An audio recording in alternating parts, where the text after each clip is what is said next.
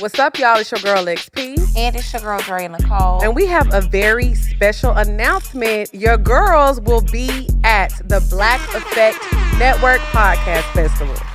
Yes, absolutely. We gonna be there April 27th.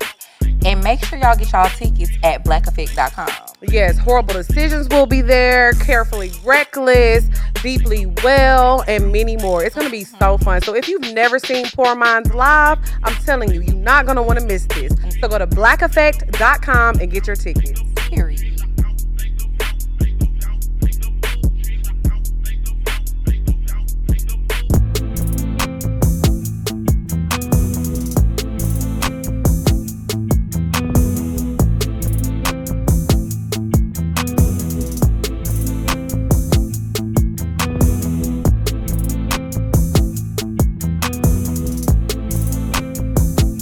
What's up, y'all? It's your girl, Lex P. And it's your girl, Dre Nicole. And you are tuned in to another episode of Poor Minds. Where a drunk mind speaks sober thought.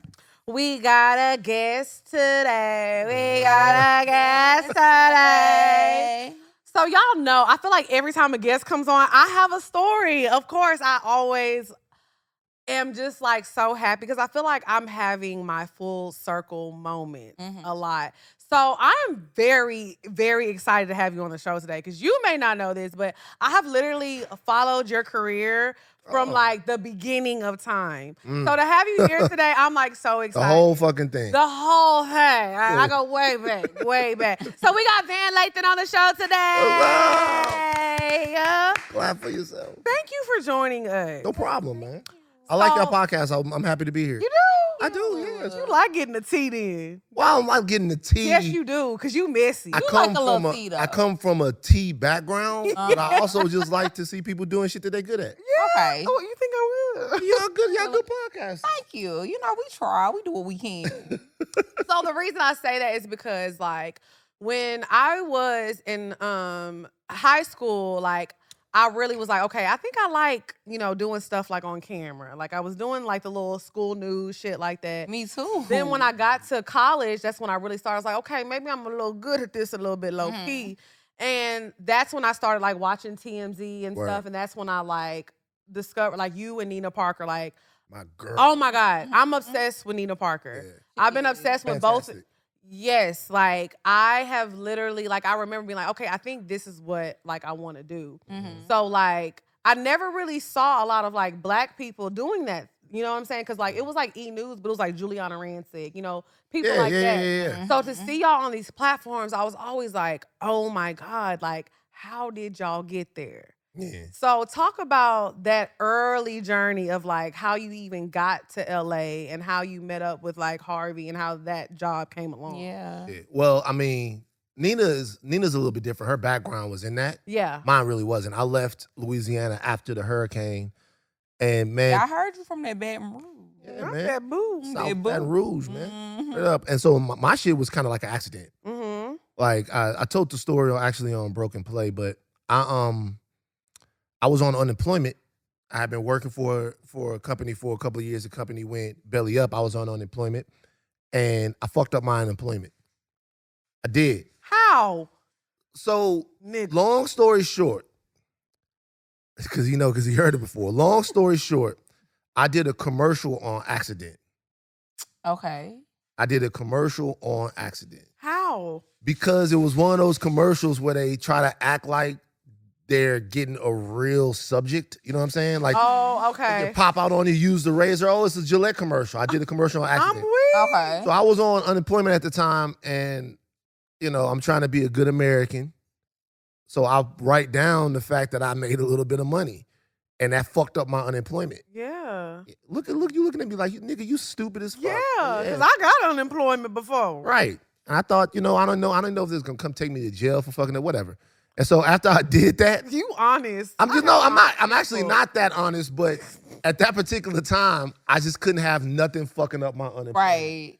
I was living the fucking life. I was hooping every day, writing, doing my whole shit, figuring life out. So I put it on there, and it readjusted my shit to like $75 a week. Wow. You can't live off that. So I tried to get it fixed. I couldn't get it fixed. I came home. I went on entertainmentcareers.net, and the first job on there was a TMZ tour guide.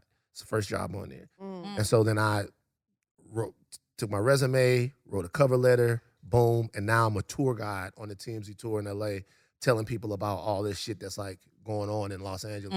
Harvey came and took my tour. I told a joke. He liked the joke. He put me on the show. Boom. Like literally, I went from that happening to me, it's maybe like March. By June or July, I was on TV every day. That is That crazy. is insane. Yeah. Because when I saw you, you're so well spoken. Thank you. And I thought that you had the same. That's what I told Dre this morning. I was like, I think he has a background in journalism. Like, No, nothing. I don't have a background in journalism. I have a background in being able to learn whatever the fuck I'm doing pretty quickly. A finessing ass nigga. A little bit, but like I had a background in writing. I had a background in creative writing. I had a background in political science. So taking those concepts and being able to talk and convey things to people and also being able to come up with things kind of set me apart as far as everybody else at TMZ. Yeah, Okay. agreed. So were you grateful for your experience at TMZ though? Because Absolutely. I feel like a lot of times people look at TMZ as being like nasty, dirty work. And we're going to get into that later. But like, do you feel like do you regret anything when you were working there? No, of course I regret aspects of the job. I regret aspects of my childhood. I regret aspects of college, all kinds of things. But when you look at a situation in its totality, when you move away from it from a little bit, what you have to be able to do is extrapolate out of the situation the things Don't that be are using a positive. big word now. The things that are positive, and the experiences that you got. So Right. TMZ was nothing. I mean, it launched my career. Okay. But I mean, obviously there are negative aspects of working there. So. Yeah. I mean, well, yeah, obviously, and then we gonna touch on a very pivotal point in your career, Which is what? the Kanye rant. I don't know what you're talking about. You know what I'm talking We'll about. talk about that saying that nigga again? Okay, cool. We can do that. So I know you talk about this a lot, but It's fine. It's cool. Yeah, I know you talk about it a lot, but we gotta talk about it with you. I mean, no, it's real. I mean, it's one thing. I remember I hit Charlamagne about this a long time ago. I was like, bruh, and he was just like, that is the thing. It's like people asking me not to talk about the Birdman thing. Yeah. It's like, I don't have any problem discussing it. It's just, it's part of who I am. It's part of your history. well, honestly, I want to ask you about it from like kind of a different angle Okay. because first of all, you had the read of a housewife. it was The very- read of a house. It was wife? a- You could was be a an nasty Atlanta. read. You was a nasty. It was a What nasty the fuck? read. That was a nasty read. Phaedra been real quiet since you did that read. That is the most. You were and because you was like this, like you was. I seen a little neck twist. Nah, when you said nigga, what you ain't said. seen no neck twist. You was getting I ain't real. never twisted my neck. From Okay. the boot. Don't I wasn't no neck. Okay, maybe I add a little extra on that. Okay, so that was a nasty, nasty read. It was. So in that moment, because I want to talk about that moment, like what made you be like, you know what, I'm finna let my nuts drop on this nigga forehead, okay? Like what made you like get the balls to say that? Because I know sometimes when you have a moment, you're like, am I gonna do this or not? Yeah. And then with certain people in the industry too, I think people just don't want to like burn bridges or get on people. Well, that's the Baton Rouge part. The Baton Rouge part is really the southern part, man. Y'all would be surprised. I mean, y'all probably wouldn't. Y'all would be surprised at the amount of things that are innate to southern people that set them apart when they go to other places. Like we talk more directly, we speak more directly, we say what the fuck we gotta say, and then we gotta fight after it. We fight after it, and we keep Worry playing about back. it You know what I'm later, saying? yeah. Whatever. So, I mean, I didn't have any thoughts about burning any bridges with Kanye West. Kanye West hadn't done anything for me before then, and he wasn't gonna do anything for me after that, except for an accident. But I mean, the easy answer to why I said what I said was because he asked. Like a lot of things that he had said up to that point, he had talked about. He said the slavery was a choice thing. I didn't get up when he said the slavery was a choice thing. He turned around and he's like, does it feel like I'm speaking freely right now or thinking freely right now? And I'm like, nah, I don't feel like you thinking anything. And for me at that point, if you ask me and I don't approach what you're saying with my own perspective, then I'm kind of a hoe, right? Right. Right? Like it's now everybody in there, because the rest of the room is silent. Like, I've said this before, but people don't understand how paralyzing fame is. Yeah. Like somebody that famous walks into a room people do not know how to act.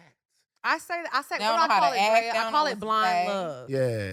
Because you will see a person fucking themselves up, but nobody will say nothing because of who they are. Right. And so they think, oh yeah, I'm the smartest nigga in the world. Until you have a real nigga step in the building and let you know, hey, I don't give Nigga, a you fuck. tripping. You tripping. Yeah. Right. And so it's like, also remember, I'm not taking this out. I mean, everybody who's around him, they need him. Like they That's need, fair, yeah. So I get why people might not want to keep it real with him or talk to him about how he's acting or how he's making them feel or whatever. But I don't need him for anything. And at that point, he asked me a question. I'm like, nah. It seems like you just saying a bunch of bullshit. It seems like you're not thinking about how what you're saying reflects on us. Because this is what really happens with this. And this is the hardest thing about any type of notoriety. You live a certain way and you have a certain outlook on things, and you are sure that the way that you are living is not that you're sure. You hope that the way that you are living affects people in a positive way, right? Right now, we all have a certain amount of success, but we still have to share our community and our society with other people. Right. So we do good, they do good. Right. What success really does is specifically success like Kanye West is it puts like all of this space between what's good for you and what's good for the people who fuck with you. Right. What's good for you becomes completely different than what might be good for them. So while it might be good for you to be with President Trump or to say the things that you're saying or to do all of this, you might get in the right rooms, you might have the right political friends. For us, it's terrible because we armed you with the political capital that you're using. We're the ones that told everybody, yo, this dude could speak for us. This dude could say this dude could do this, and then you turn around and you fuck us over. So my whole thing with talking to him was like, yo, it's me. It's the same dude who has related to you for so long and looked up to you for so long. You're fucking over me and my ancestors with what it is that you're saying. No hate. In a different space now. Yeah, like no like hate. You don't know what because you said that. Well, it's not that he don't know, but it's, it's not that he don't know. It's just kind of like you're there now, so it's like you forgot. The disconnect. Yeah, it'd be the disconnect. But they really don't know though. Yeah. Like, and so that's the thing to me, is when you start to see like a rapper, right, and a rapper, and it's more pronounced with rappers, and the reason why it's more pronounced with them is because they have to pretend, and a lot of other people don't. Like they have to pretend that they are still the same nigga from the hood that was eating, 20 wings from the Chinese food place. They got to pretend like that. And the insincerity sometimes that comes along with that, based upon the moves that they make and the things that they do, it really does affect people. It changes people's perspectives. It makes people think that this is the right way to get something or this is the right way to go about something when it's really wrong. So you have to be honest with people who have cultural power. Because that influence. That influence can be weaponized by corporate entities. Like everybody making the thing I love about this place, I tell people this. I come here and I didn't have to meet one white man. Not one. I didn't have to meet a white man. I didn't have to come here and meet the guy that, hey, I'm Jeff Schneider and I run the place. One thing about Chad, he gonna make sure there's some niggas in the building. Yeah, everybody I met, you know what I mean? I didn't have to meet one white man. And look, people work with white people. It's not a big deal. But what I'm saying is that ends up compromising people sometimes. Yeah. And it's not even on purpose. Everyone thinks that you get to a point and you make this conscious decision to sell out or change. Nah, you're in different places. Yeah. You're around different people. You want to be like-minded with the people that you're around. If you're around Robert Kraft long enough, you're going to start thinking like Robert Kraft. You're going to start wanting the things that Robert Kraft wants. Right. Michael Rubin, all of these guys, you're going to start thinking like them. Right. So that's when you need to actually have to do work to stay connected to the thing that you were before. If it's important to you. Right. If it's not important to you, just go do what the fuck you want to do. Yeah. So talk about the aftermath though, because like afterwards, did you feel like, fuck, I fucked up? Or Never. did you Hell no. regret what you said? Nah, not at all. Did anybody have your back though? What you mean? Like in the room? Oh, everyone loved it. Okay. That was the fucking man. Okay. The Harvey fake cried. I see. He did. But he a little mess. He likes the tea He though. like a little tea. He liked the little tea. He brought me in the room. God. Good. We're so lucky we have a guy like you. Like the whole nine. So, I mean, because that's perfect for them. Right. That couldn't get any better. That's like gonna be a huge it was a golden moment. We were on Good Morning America the next fucking day. You know what I'm saying? So it's like nobody had any problem with it whatsoever. The only thing they had a problem with, in my opinion, is what it did for me. Because I was coming up, that was like 2018, so I was coming up to a point in my life. I was 38 at that time. I was coming up to a point in my life to where I was like, how much longer can I do this? Like I always look at, so if you're working at TMZ or a place like that and you look at Harvey, you go, okay, you're never going to be that guy. Number one, you don't want to be. Number two, he's going to be publishing stories until the day that he dies. Harvey's going to publish a story and then he'll expire. He's going to do that forever. So if you can't be that guy, if that's impossible, right? If he's going to hold on to that forever, then what are you doing there? Right. What's the point of being there? I agree. Like, how far can you go there? So I'm already looking around like, what's the next thing for me? And then after the Kanye thing, the next thing was anything that I wanted to do. Because I feel like a lot of times people have this viral moment, and that's what I want to kind of get into now. Because the first topic, before we get into these topics, let's pause.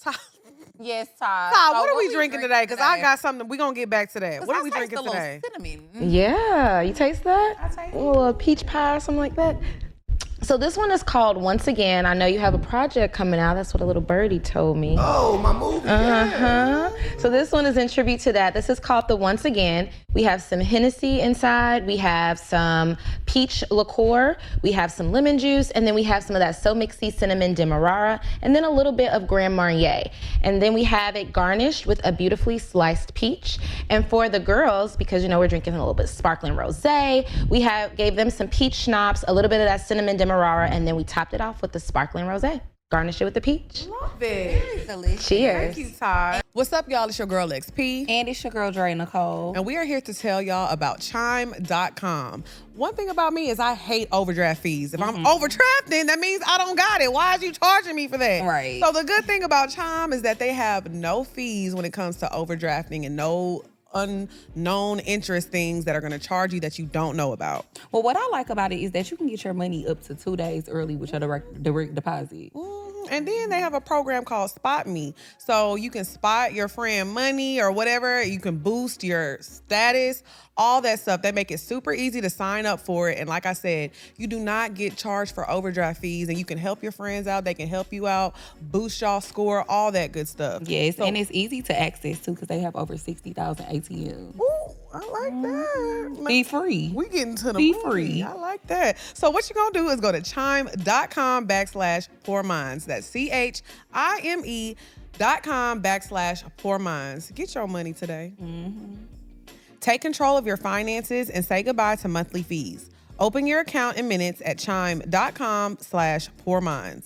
That's chime.com/pourminds. Chime. Feels like progress. Banking services and debit card provided by the Bancorp Bank N.A. or Stride Bank N.A. Members FDIC. Spot Me eligibility requirements and overdraft limits apply. Boosts are available to eligible Chime members enrolled in Spot Me and are subject to monthly limits. Terms and conditions apply. Go to chime.com/disclosures for details. So back to this moment, because one thing I will say, viral moments have changed, right? Viral moments have changed because I feel like when you used to go viral, it was like a moment and you just enjoyed the moment, right? Yeah. Now when people go viral, they be feeling like, I'm supposed to go on Good Morning America. I need a deal. I need a record deal. I need to be on Abbott Elementary. I need 6 figures to do a Gatorade commercial tomorrow, nigga. So when you had, because that was a viral moment. Yeah. It was. That was an extremely viral moment. So what did you, like, what was the moves that you made to be like, I need to capitalize on this? Did you feel like I need to capitalize on this? Or you were just kind of like, I'm going to just do my thing? Of course you feel like people are paying attention to you now. But you know what the first thing that I did was? It's going to sound so corny to so many people, but so something like that happens. And I have been doing my thing on TMZ for a long time. It's the same guy, right? Yeah. Same guy. Something like that happens and then you go, how do you lean into that? Do you become what people think that you are? Or do you just continue to do the same stuff that you do? Right. So for me, I've made a very intentional next post.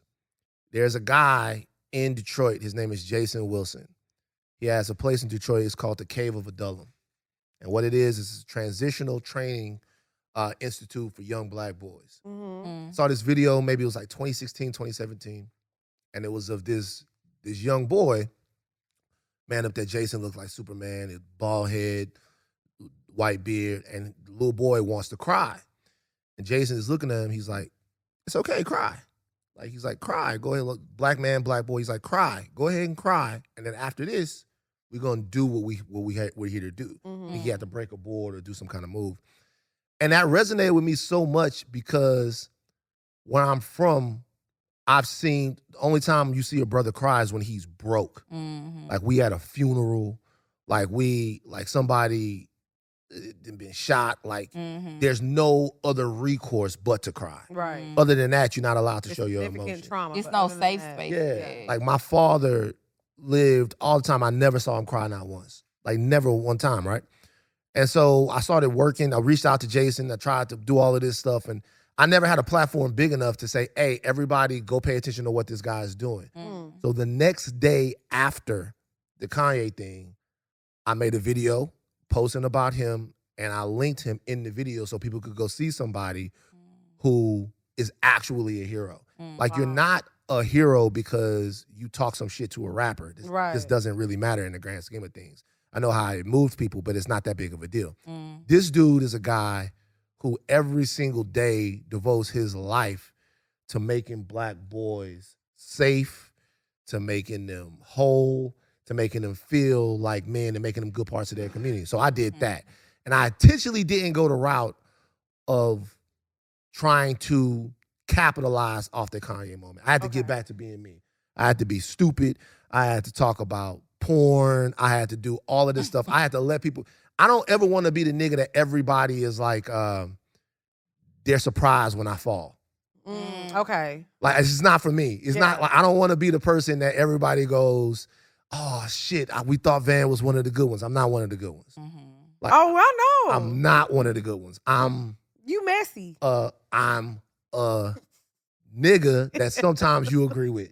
I'm not one of the good ones. I'm not one of the holy ones. I'm not one of the ones that you want your kids to be like. I'm just not. Well, I feel like you always have to be careful with viral moments anyways, because it's like, if you're known for that, then what happens when you can't keep recreating one? That moment. I don't want to live up And I to think that's that. what happens with a lot of people. It's like people will have a viral moment, but then after that, It's like, what's they have no career. Well- One thing you've really been able to do is like you've still had a very successful career even after that. Yeah, because you being yourself. You're Right. doing things that interest you. Yeah. But I feel like that's because this is one thing that's missing from a lot of this content. And we say this all the time. A lot of What? y'all just are not interesting. And I think you're an interesting person and you always have things to say that people want to hear. You know, you don't have to be the smartest person in the room, the finest person in the room, whatever. But when people are tapped into you, it's because you're an interesting person. Outside of that, because I wanted to touch on this because we recently went viral. We did. And we have not addressed this. You know, Let's we had chat. a guest, and Let's chat. she came and she sat on the couch and she said, if you make $50,000 a year, you do not need to date. Obviously, y'all, if y'all are tuned in, y'all have seen the clip. It's been everywhere. Literally everywhere. Everywhere. We were on the news station in Washington, D.C. Sherry Shepherd talked about Dish it. Nation. Dish Nation. My mama sent me the clip. Yeah, mama Everybody. sent you the clip. Your mom- Okay, so let me ask you this. When you saw that clip, what was your first thought? Yeah. I felt sad for her. You felt sad for her. Why did you Yeah. feel sad for her? Because that's a future ex-wife. That, like, I mean, just, I feel sad, period, when I hear stuff like that. Let me tell you why. Okay. Yes, please. Let me tell you why. Okay. I'm going to be a little verbose here, so give me some latitude. Oh, Lord. right. So, what's the first thing that you learn in life if your life is stable? Well, the first thing I learned, I don't know if this is where you're getting at, but I learned the golden rule. Treat What's that? people how you want to be treated. That's what I learned. You learned a lesson before that. What? Love. Okay. It's the first thing that you learn, right? So That's fair. So you're a baby, hopefully for people, right? You're a baby, you're crying, you're screaming, you just dropped onto the earth. You don't know what's going on. The lights are everywhere. It's doctors, whatever. And the first thing that somebody does to you is goes, it's okay. The first thing someone goes, it's okay. Okay. Like that, so someone goes, if you're lucky, someone goes, yeah. If you're lucky, someone If goes, you're lucky. if you're lucky, the way it's supposed to be, the bedrock of society is you're crying, someone goes, it's okay, pulls you to the thing, love. That should be your first experience. That should be your first experience. That is telling you right there, like a pro-evolutionary trait of society is that love and care and connection, that you deserve that. Just by being on earth as a human being, you deserve love, you deserve care, right? You deserve connection. It's not something that you have to qualify for. It's something that you find. Everybody deserves love. Right? Everybody deserves love. That is like not a concept. That's a fundamental building block of society. Because if you don't have that, right, even an animal, like in order for us to propagate our species, you have to care for one another. You have to care for people. So you get to a point, right? The whole time you're crying. If you come from a loving home, someone is figuring out how they're going to love on you, right? Then you get to a certain point in your life, and someone tells you you don't deserve love. You have to go earn it. And so this is my thing. Let's say that we do that, right? Let's say that we take it that way. No one deserves love. You have to earn love. The question is, and how do you do it? Like, what do you have to do? Because when you put a price tag on someone's happiness and someone's connection with somebody else, you're letting capitalism, particularly Western European capitalism, denote whether or not someone can be happy. Right. 50,000 in white man's dollars. Right. Like in a white man's society. Okay. That's determined by how white people have built this. Not how we look at it, not what we think works for us, but 50,000 in goods and services. I see people all the time, men and women, black men and black women, arguing about going to restaurants, going to the Cheesecake Factory, going to all of these places, right? All of these things are counterintuitive to what people actually need, which is to feel comfortable, loved, and seen and accepted by one another. Now, I'm not saying that there's no place in terms of security and the things that you need, right? I'm not saying that there's no place for that. Right. And I'm not saying that patriarchy hasn't made it to a point to where men do like have a certain standard that they're being held to. But I'm telling you, anytime you look at someone and you say, if you don't have this standard of money, if you don't have this standard of income, of adulation, of stature, that you're not worthy to connect with somebody else? But I feel like the only reason we have these conversations is because African Americans, we're the only ones who make this a big deal. It's kind of like with other races, it's your birthright. What's your birthright? Like as a woman, to date a man who is going to take care of you. Okay, so let's... Like if you're going to get married, you're going to get married to a man who's going to take care of you, and that should be like what it is, or you should not be with that nigga. Okay, so I think with us, we make it like this bad thing that women want security and protection, when in other races, it's not a bad thing. It's not a bad thing to want security and protection. And I think too, I think it should have been more context added to what she said. Like what? Because to me, if you make $50,000, you could date a girl that make $50,000. And y'all could live like a really comfortable life, probably. Then let me ask you a question. But if you make $50,000, no shade. Oh, Lord. I probably ain't gonna date you. Okay, cool. And by the way, anybody who doesn't want to date anyone who doesn't make $50,000 is their choice. This one, right? So if you date $50,000 and then you date the girl that makes $50,000, yes, where does the security come in the relationship then? What do you mean? Where does the security come in? Well, if everyone is entitled outside to of financial. Well, that's my point. My point is financial security is one aspect of how somebody makes you feel secure. I agree. Because I know women right now that are in relationships with guys who are really rich, and they feel completely insecure because they know that this guy's fucking a lot of different women.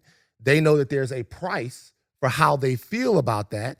and they don't feel secure with how they look, number one. Yeah. They don't feel secure with their body like autonomy because they don't know what's coming back into their body, number two. Yeah. And they also don't just feel secure in terms of their family and how they're being looked at from the outside world, number three. So security is this wide thing. It's a spectrum. It's a huge spectrum. You have to have financial security to be an adult, right? To be to be an adult, you need to be able to understand where your next meal is coming from. Right. I'm not going to tell anyone, man or woman, to be with somebody that they have to take care of, right? Right. I'm not going to tell them to do that. Right. But I will say this. Like, if we start to, particularly for my sisters, if we start to boil relationships down to these very finite things, I feel like women are endeavoring into a game that they cannot possibly achieve happiness in. This episode is sponsored by BetterHelp. What's up, y'all? It's your girl, XP. And it's your girl, Dre Nicole. And one thing that we swear by that we're always going to tell y'all to do is to go to therapy. Yes. Now, seasonal depression time is over, but that doesn't mean you need to stop. It's just like going to therapy is like working out. You can't stop. You got to keep it going. So if you sign up for BetterHelp today, you're going to get 10% off of your first month. And BetterHelp, to me, it's like no excuse to not go to therapy with BetterHelp because it's so convenient. You can literally do it from the comfort of your own home. So you don't have to leave your house. You could do it on your laptop with a video call, or you can just even make a regular phone call from the app on your cell phone. Yes. Anywhere you are. And on top of that, it's super affordable, y'all. So make sure y'all go to betterhelp.com/poorminds. That's betterhelp.com/poorminds and get 10% off of your first month. Learn to make time for what makes you happy with BetterHelp. Visit betterhelp.com/poorminds today to get 10% off of your first month. That's BetterHelp, HELP.com/poorminds. That's fair, but I definitely agree with you because I feel like you need to have different aspects to be happy in a relationship. Like finances shouldn't be the only thing, but I don't know. I just feel like go ahead. Oh no, okay. So this is how I felt about the clip. What got cut out was like I asked the question. And if you watch the whole episode, I was like, when do we start talking about love? And when do we get to such a place where all we talk about is finances? And I've always been that way. Now, don't get me wrong. I like people who have things. I do. A man who can provide. I see myself as being with a man who is a provider.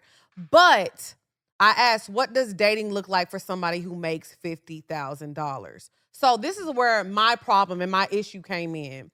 And I'll say this because one thing about Poor Minds, we don't invite people on this couch to make them feel bad for their thoughts, for sure. to argue with Good them. for her. So if this is how you feel, she deserves to feel that way because it ain't like she's somebody who's not living that lifestyle. She came in here with her man who makes a lot of money and who has supported her and, upgraded her lifestyle. So this is not shade or nothing, but I feel like to say that people who make $50,000 a year or less cannot date, it was crazy to me. And everybody in here saw my reaction because I was like, ooh. I agree with you, though, because, again, I feel like it needs to be more context added to that statement. But my thing is we're also not going to sit here and act like finances don't need to be the most important thing in a relationship, but we're not going to act like it's not one of the number one reasons why people get divorces. Yeah, I mean, I think it is a reason why people get divorced. I think stress over finances. And people getting divorced for finances can be like for a lot of different things. For sure. Myriad things. It could be like debt.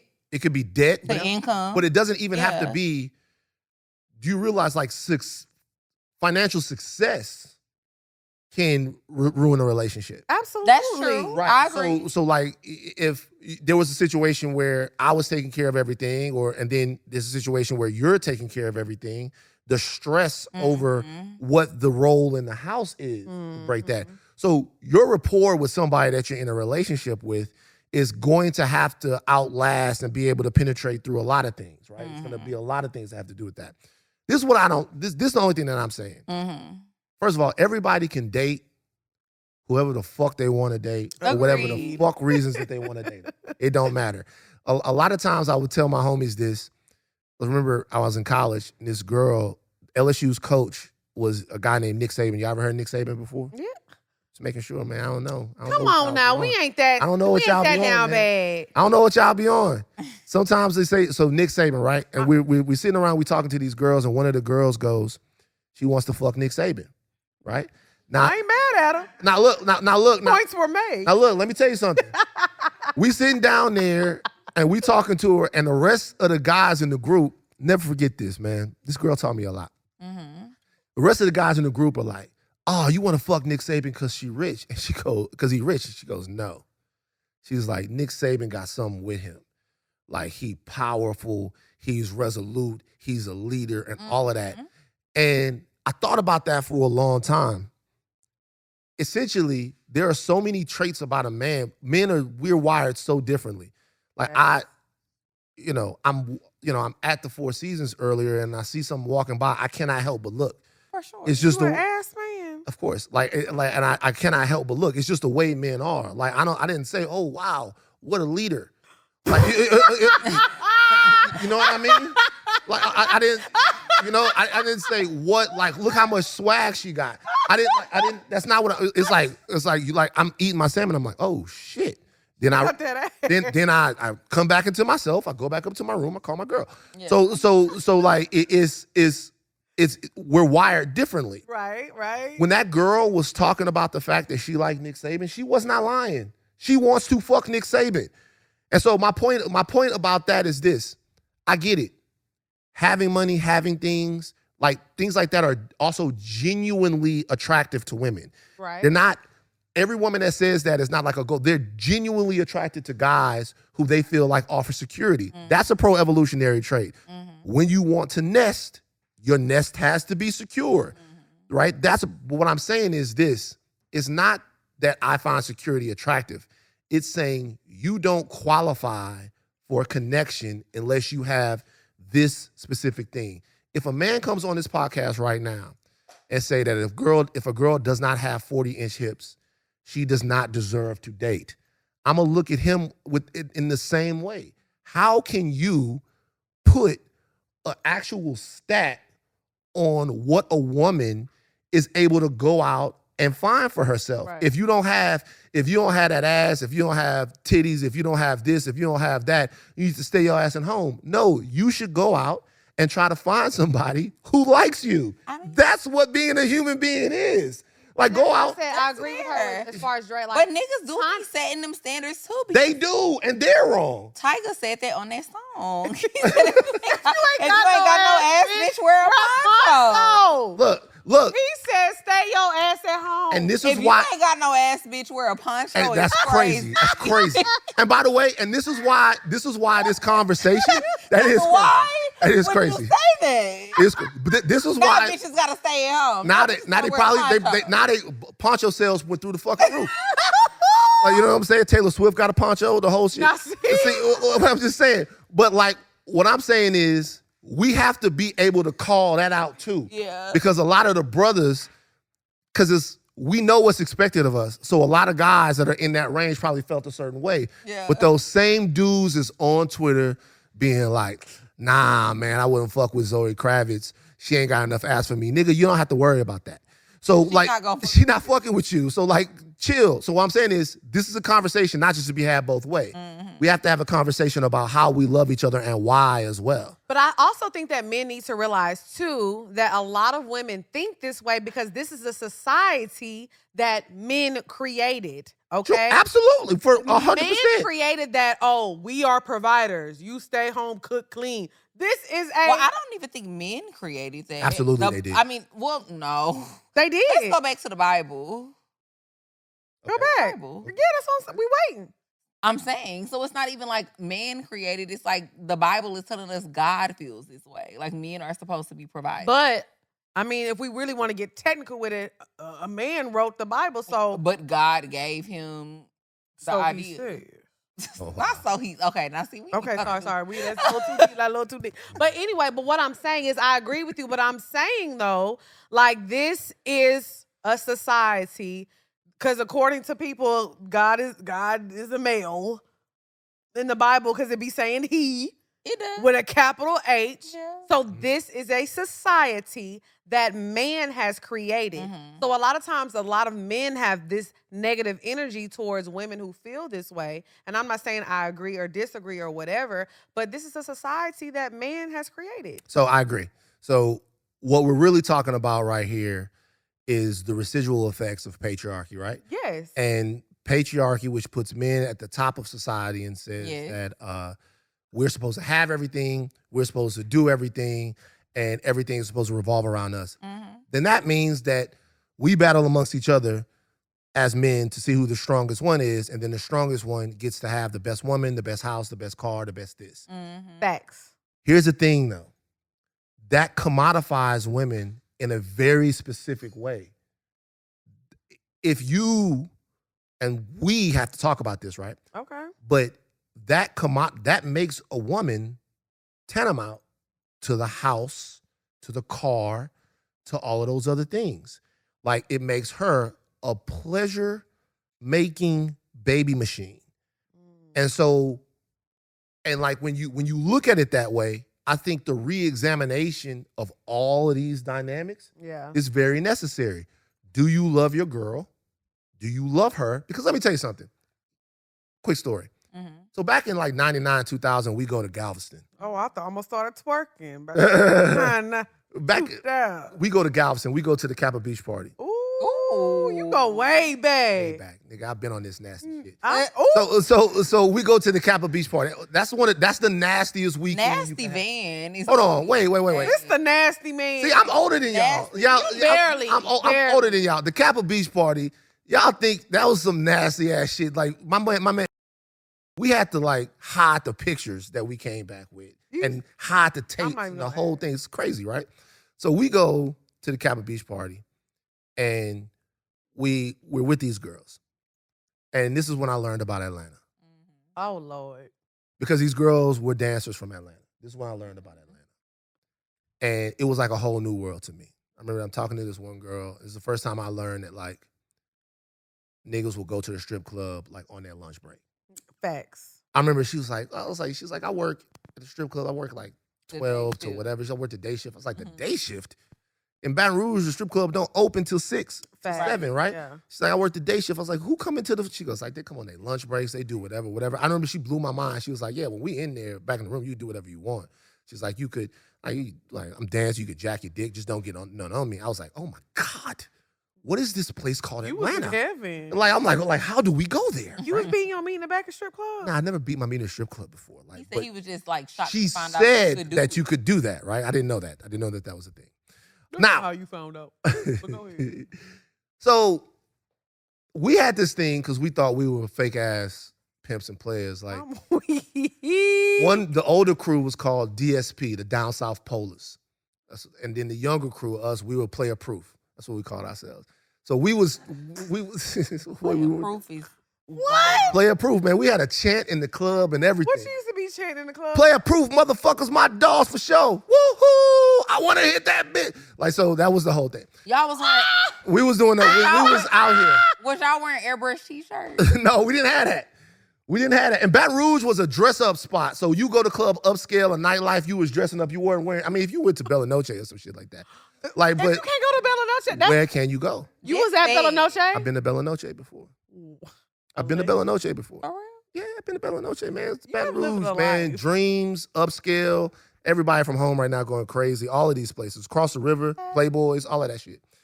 But so we talking to these girls and we having a good time with them. Mm-hmm. And one of the girls was just fucking beautiful. And she was smart. She was elegant. She was putting herself through school. She was dancing. And my boy, take his name out. My boy really liked her. Yeah, okay. And he was getting mad because we we were young niggas. And we had a certain view. First of all, it was like, fuck them hoes, blah, blah, blah, whatever. Like, oh man, we gonna try to do this. I remember, I never forget, we talking like this. My nigga goes, hey, bruh, I don't appreciate that shit. He fell in love with her? And I was like, what? He was rocking? Yeah, he was just like this. Hey, bro, I appreciate that shit. I was like, well, he goes, hey man, that's a human.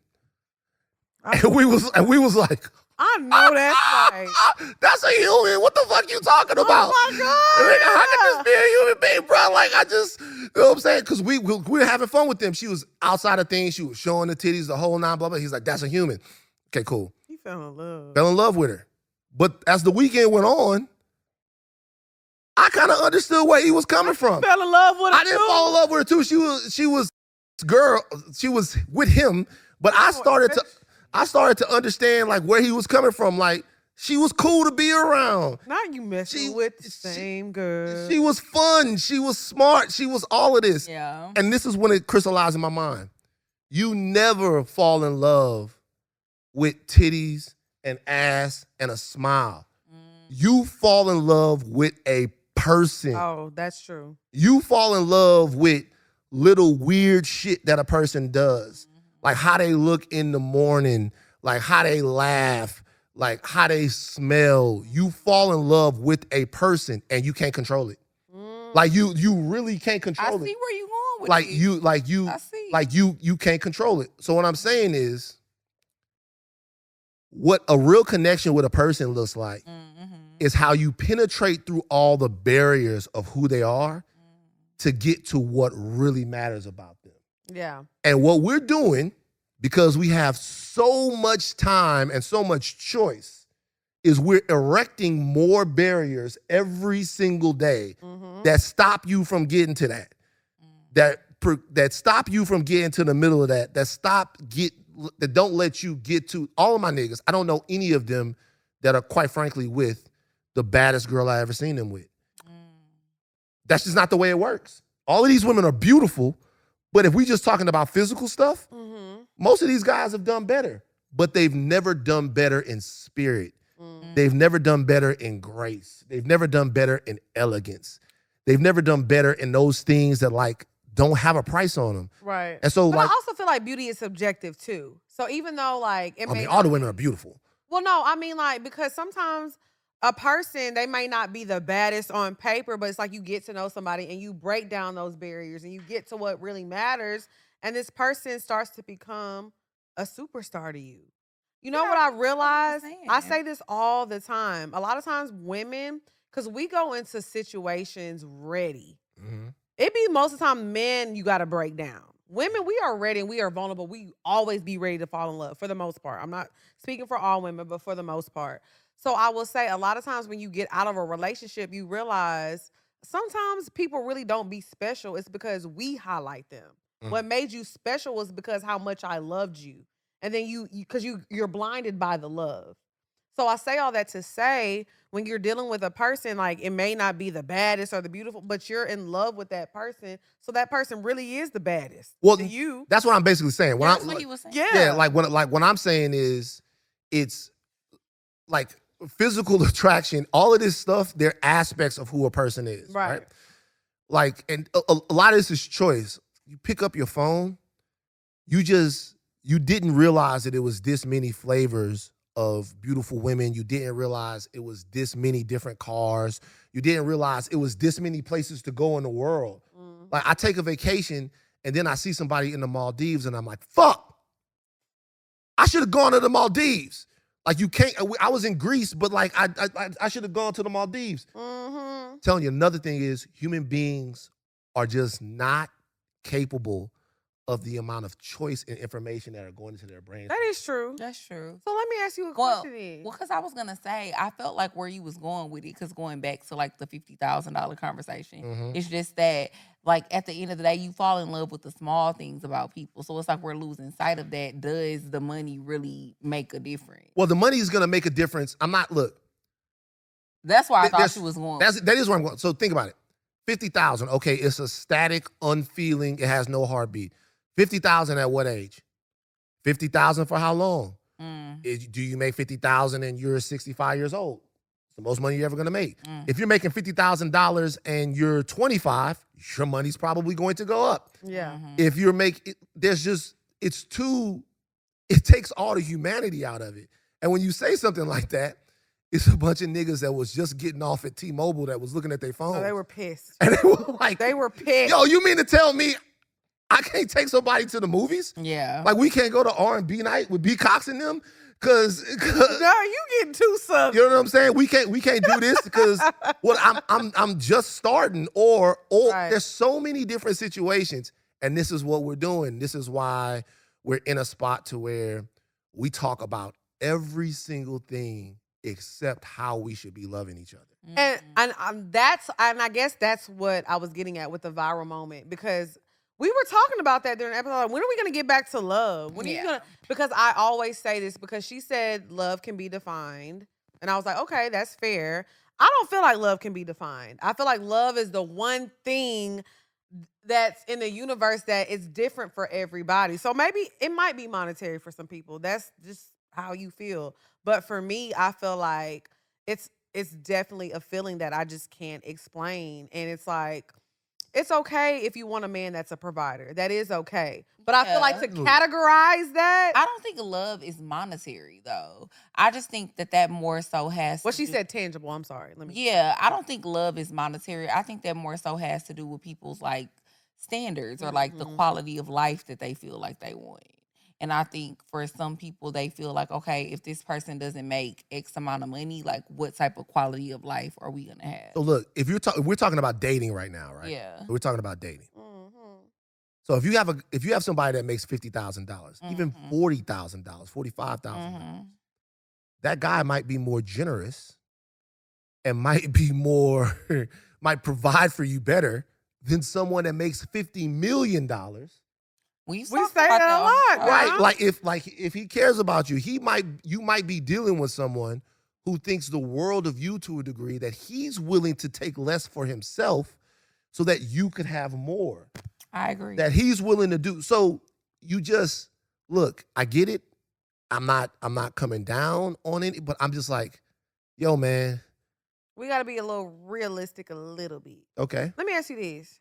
Do you be tricky? Like Are you generous? I'm very generous. So Super generous. what's the best gift you ever got a woman? Oh man.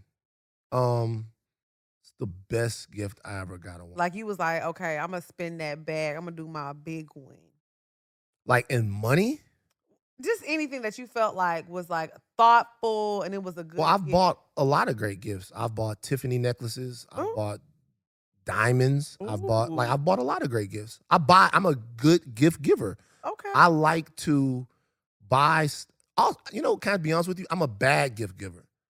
Like, I'm a bad gift giver because a lot of times when you're giving gifts, I look at the price tag of a gift because I'm not good at like tailoring a gift to somebody. Okay. So because I'm bad at tailoring a gift to somebody, if I go somewhere, if I buy you a $6,000 watch, I'm feeling like that's gonna be cool. You might not even want that. So I'm a bad gift giver in that sense because I go boom money. So let me ask you this. So say you were dealing with a woman. Mm-hmm. You buying her the Tiffany, you bought her the diamonds, you bought her the $6,000 watch, whatever. So you expect that woman to be finished with dating you, who have done all this stuff, and be like, okay, and go back to just looking for just like a connection and being okay with things like that. Okay, Because once you get used to a certain thing, it's kind of hard to go But back. why would he expect that? Because why would he be worried about what No, she not doing I'm once saying they for not his dating no expectations. more? I'm talking about in general, like So what let a me woman does. So let me when she's flip that. dating. So I get it. Maybe you're used to it, right? Right. There's a flip side to that. You meet a girl and you like her and y'all are dated, and she is the craziest dick sucker you ever had before. And then Not a y'all- real eater. and y'all a real eater. Like a real eater. Okay. Your best And eater. Your best eater, right? Then you break up. The next girl might not be as skilled. Yeah. What are you supposed to do? It's not just about that. It's going to be about, she might not be the craziest one that you've ever been, but I hope that there's something else that's there that makes this relationship viable. I get it. I guess it would be very hard to, have all of your summers be in Zanzibar and Africa and Dubai and then have to do summer in Seattle. That's I guess what I'm it would be, I saying. guess that would be difficult. But what I'm saying is, what's the trade-off? Is a trade-off that you feel fully protected, that you feel fully invested in your relationship, that someone lives and dies for you, that someone is working. Let me tell you, if you're in a relationship with the right man, if you're in a relationship with the right person, he's going to want to do better so that he can give you the things that you want. Ooh. Like he's gonna They want to felt do. that If you with They the right felt that guy, one. like if you with the right guy, Right. he is going to push himself to be a better, more stable, comprehensive man so that you can go on the trip that you want. So I you can have the agree. things that you want. So you can get that. That guy, his ambition is going to be for himself, but it's going to be for himself because he wants you to feel fulfilled and safe and all of that Talk stuff. to him, Van. Well, no, I agree with you because that's literally what I was about to say. I feel like I hate that society tries to make women feel like you have to choose. Like you can only have the nigga that takes you to Zanzibar, or you can only have the nigga that takes you in the summer in Seattle. Like, no, I feel like I can have That was both. beautiful, by the way. It is. Sometimes. It rained a lot though. It do rain a lot. You know. But at the end of the day, the point that I was making is I just feel like, why do we create this narrative? Because I feel like we do that a lot, where it's like, okay, you can have this or that. When in reality, you can have all of the things. Because like you said, if a man really loves you and he really cares about you enough, he will like change himself to like try to give you the Upgrade. things that you want. Not even And necessarily. I feel like you as a woman, not saying that you shouldn't change yourself, because you will change yourself too to like be the woman that he wants. Well, I mean, Certain what women bring to this whole equation is a much more difficult conversation to have. And let me tell you why. Let's check. What a man is supposed to do is static. It's never going to change. Provide. Right. Like, as in our crew, nobody I don't care what the fuck nobody say. Everybody listens to my voice. Patriarchy and all of this supremacy stuff has informed this too. Nobody likes to do nothing man. Nobody likes to do nothing man. Nobody likes it. In our crew, with my homies, we check on each other and how we're doing Mm-hmm. because we care that we are all at a certain level. Right. We do. Okay. Like not one of my guys, nobody that I fuck with is a nigga laying up on somebody's couch driving this girl car back and forth. Okay. Like, I had a father, and my father gave me very specific rules on like how to deal and be with women.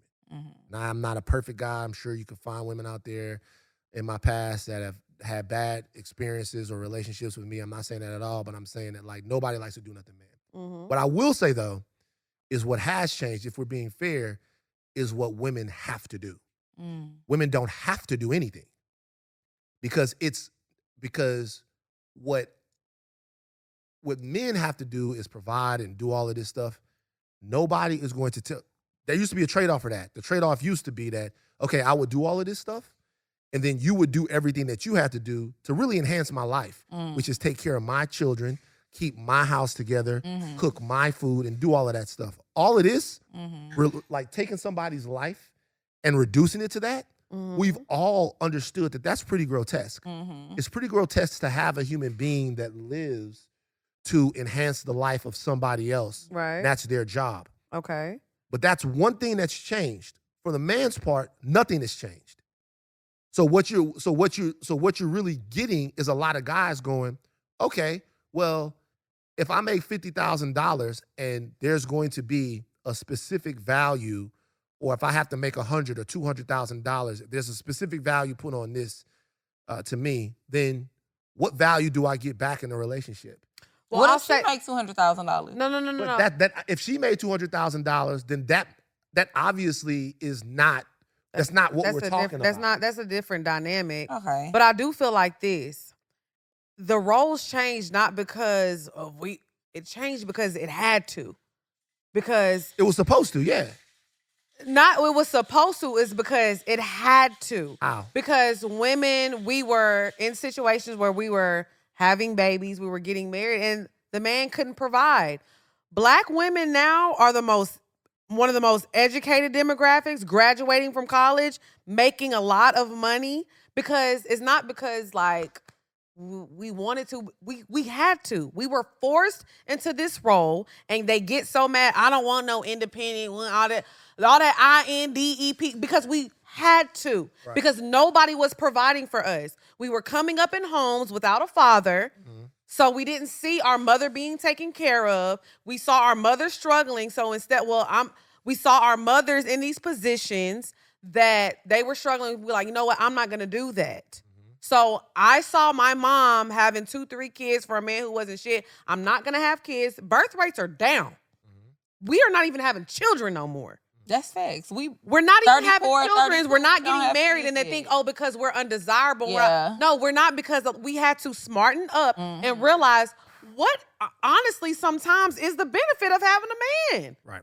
I hear you. Agreed. Oh, go ahead, sister. Well, no, I was just gonna say, and I mean, even with me, like I grew up in a 2-parent household. Like I very much grew up seeing my dad provide and be a provider, but my mom always worked. She always made her own money. But my dad also raised me, which is another reason why I think that I have the mentality that I have when it comes to dating, because my dad was always like, if a man cannot do X, Y, and Z, why are you dealing with him? Why are you opening your legs to him? So I went to, when I was going to either prom or some date like that. My dad gave me a couple $100. We was going to the macaroni grill.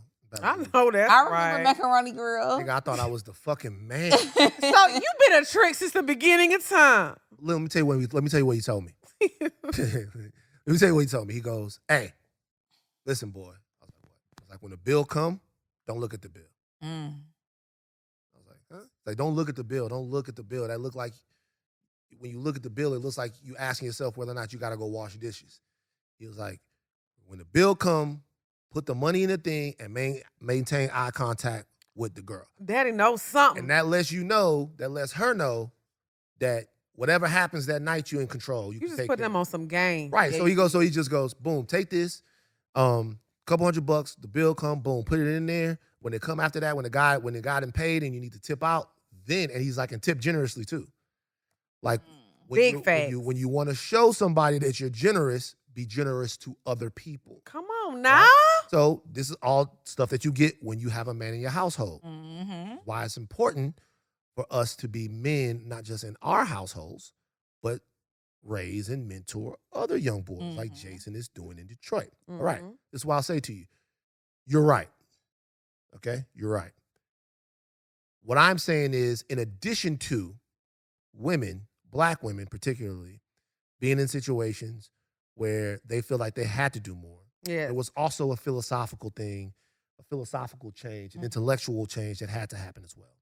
I don't think it was until 1974 that women could even have their own bank accounts. That's a fact. Right. I actually said that to somebody in the comments today. Right. I'm like, we couldn't even do that. So that's not sustainable, right? Right. Because what you can't have is the majority of the population and people who are so gifted and talented. And look, when I say gifted and talented, women have an innate sense of multitasking. Women have an innate sense of, I don't want to get into too much into gender roles, but I feel like society right now is actually suffering because of the minimization of what women do well.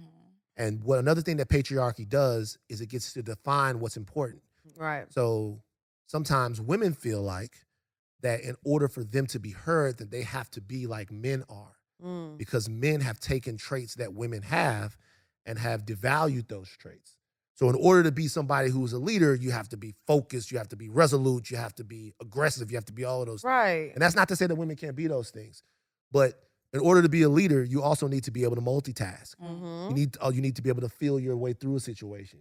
You need to have high emotional intelligence. You need to have all of those things that women tend to have. The only reason why those things aren't as valued is because men make the rules about what's valued and what's not. Hello. And the reason why I'm saying all of this is because I'm saying I do agree that particularly in our community, there was a need for women to do for self.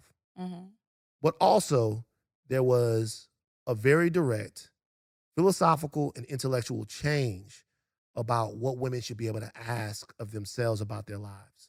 Okay. One person's life should not be about enhancing another person's life. Your life should be about achieving and attaining anything that you want it to be. So you shouldn't have to have a family. You should want to have a family. Okay. You That's shouldn't fair. have to have a man. You should want to have a man. Now, I'll say something else. What complicates that is your bodies are going to tell you guys that you want to have a family.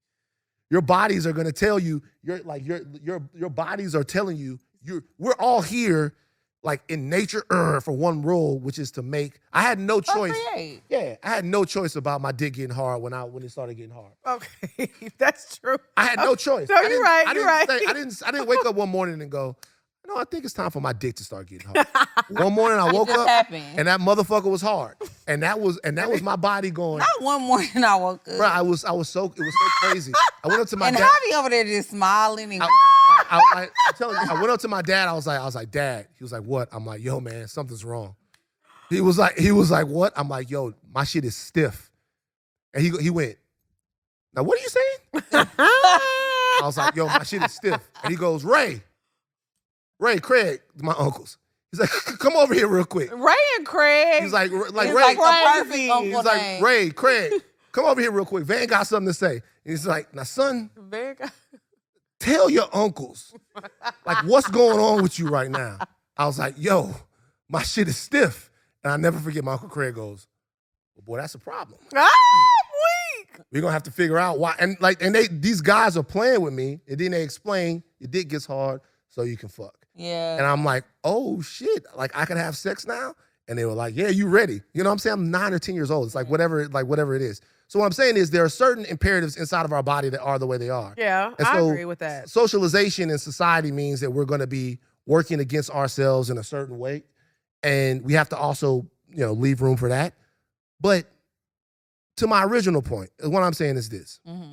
As these dynamics change, and as we ask ourselves for different things, we also have to be realistic about what it's fair to expect. Okay. And that's all that I'm saying. Like, what it's fair to expect. Is it fair to expect somebody to stay up in your house barefoot, look after your kids for 18 years, not have no say in nothing, not want to do nothing, not want anything for herself, not want anything? Is that fair? Is that fair for somebody to make their whole life about your life? No. I would also say, is it fair to expect every single nigga you fuck with to be Hove or Jeezy or Odell Beckham Jr. or any of these other guys with 50,000 to square foot? Is that probably not?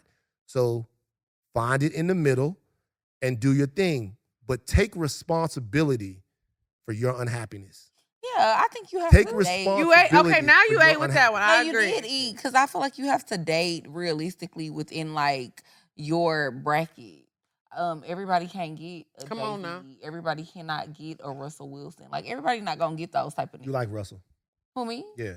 No. If you had to choose between Future and Russell, who would you choose? I'm choosing Russell every time. For I think sure. that argument be so crazy to me because he's rich and he's a good man. And he's nice. He loves Sierra. From what we can see. I'll be honest with y'all. A lot of women say it's Russell, but a lot of y'all want to go to the studio. No. I don't See, that's where you a lot fuck of up a lot of women say it's Young Russell. women. A lot of women I say think it's girls- Russell. I think A girls- lot of women want to go to the studio. No. now. Yeah, I think girls who haven't went to the studio said Exactly. that. Girls who Well, ain't maybe. ever been out. You got to That's That's why I true. say that whole phase is essential. Hey, but I'll be honest with you. It's I'll essential. be honest with you. No disrespect to her. She's a beautiful woman. Sierra had to go to the studio before she decided Before she didn't got want to be there. Russell, Yeah. Right, so of course. but there's a point where you want to go to the studio. When you're in your 20s. But I also you think dealing we're with being- a grown ass woman every time is gonna pick a Russell Wilson. But I also think we're being very dramatic though, because everybody is not going like realistically, bitches be in the hood dating niggas like Future, and they not gonna get them a Russell.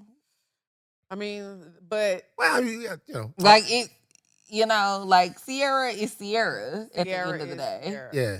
But I also feel like going back to the point that you were making, like, I'm not gonna lie, I saw this clip the other day and this guy was breaking down on a podcast the percentages. Like, if you want a black man that's over 6 foot, that makes over $100,000, so he was breaking it down. It was like 0.02%.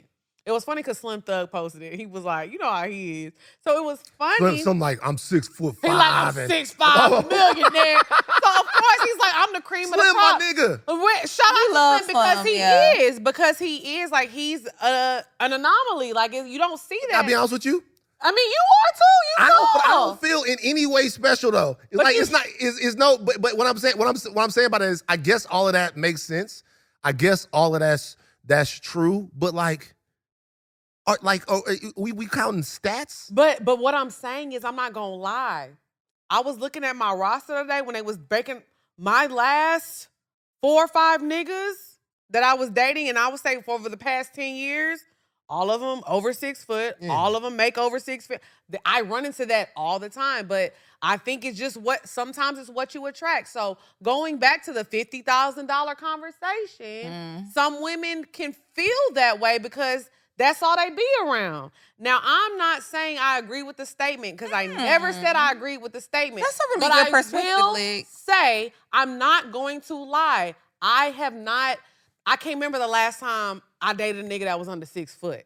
Dang. I can't remember the last Not time. under 6 foot. I mean, my bad. Under 6 figures. But even under 6 figures. I cannot remember. Because I done dated niggas that was under 6. Yeah, but what I'm saying for me is they know I'm a big bitch. Yeah. The tall niggas love me down. I always say this. I know niggas want my eggs so bad.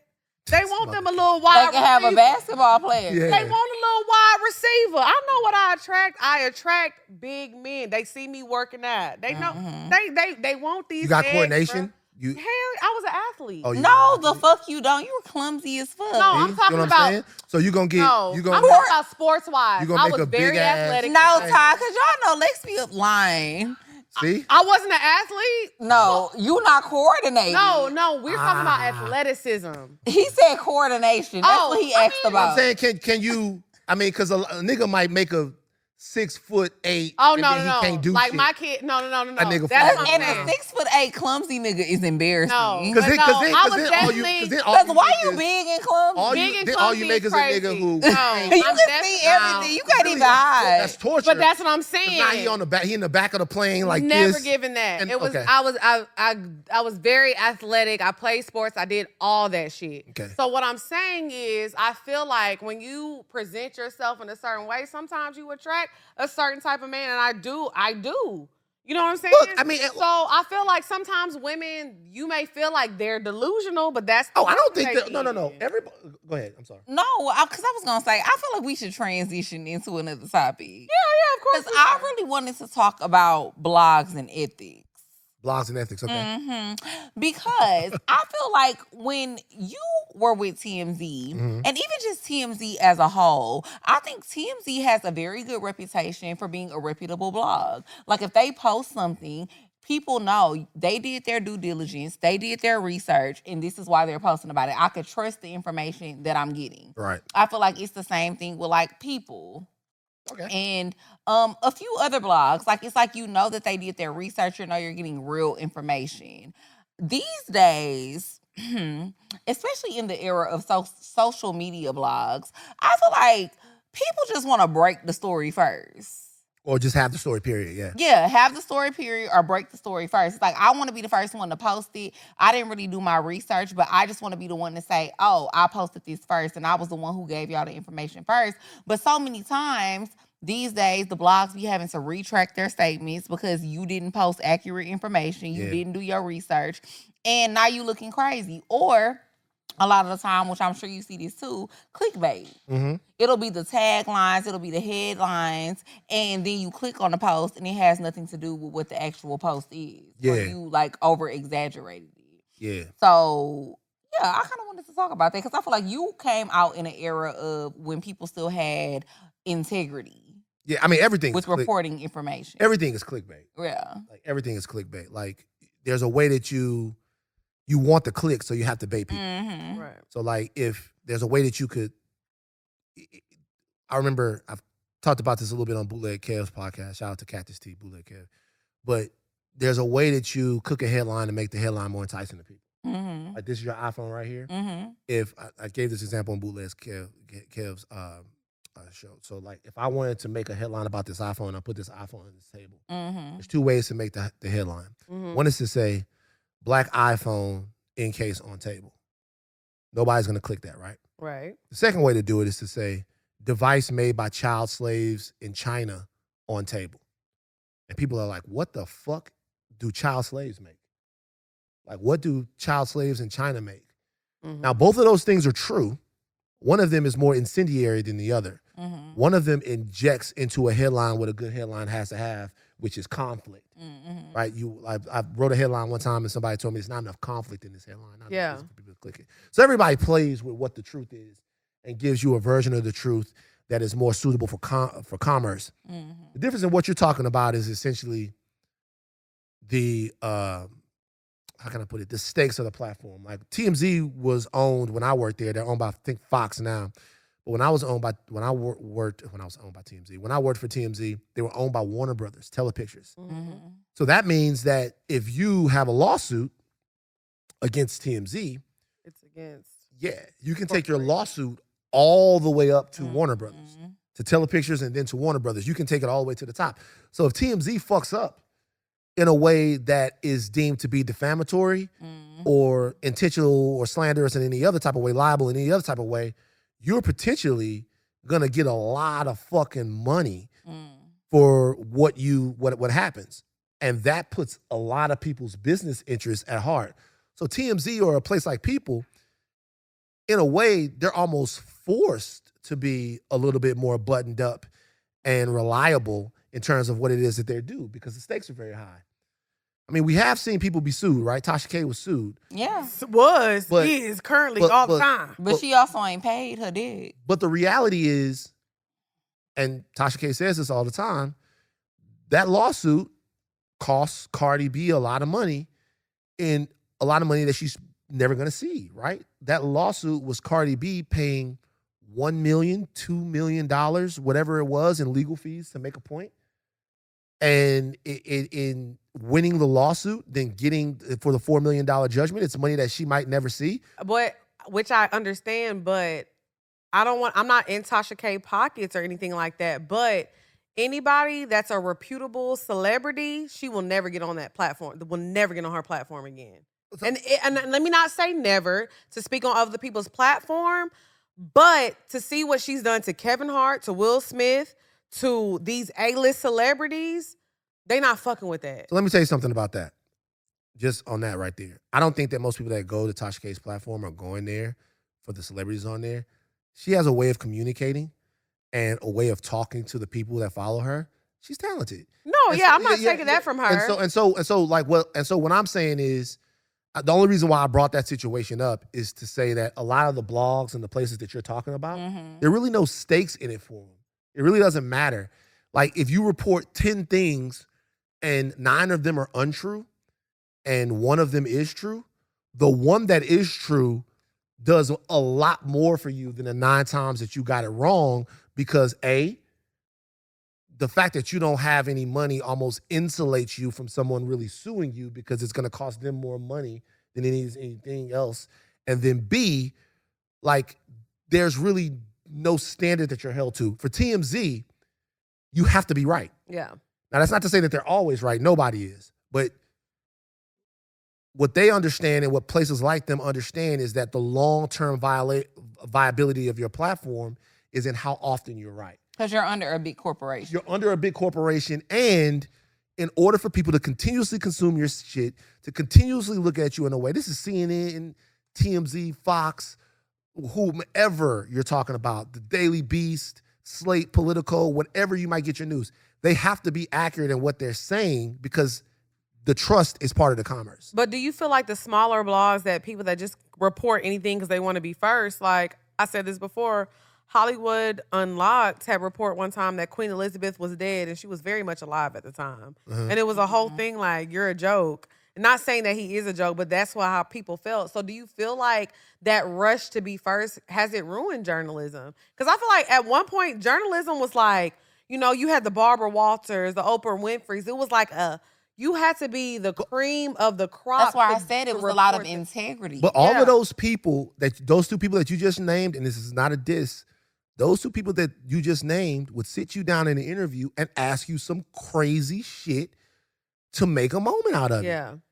Like, for a viral moment. Yeah, like Oprah would sit down and ask Michael Jackson whether or not, this is not to diss Oprah, but she asked Michael Jackson whether or not he was a fucking virgin. That's why he was singing during that interview. You know what I'm saying? And it doesn't even matter. You know what I'm saying? Like, so she was like, well, Michael, Michael, he was singing his ass off. And if you go back and look at some of Barbara Walters' interviews, I'm so Michael was pissed. I'm laughing because he was really like Michael was singing. ignoring her ass. Because she was like, well, Michael, he was like, and it doesn't seem to matter.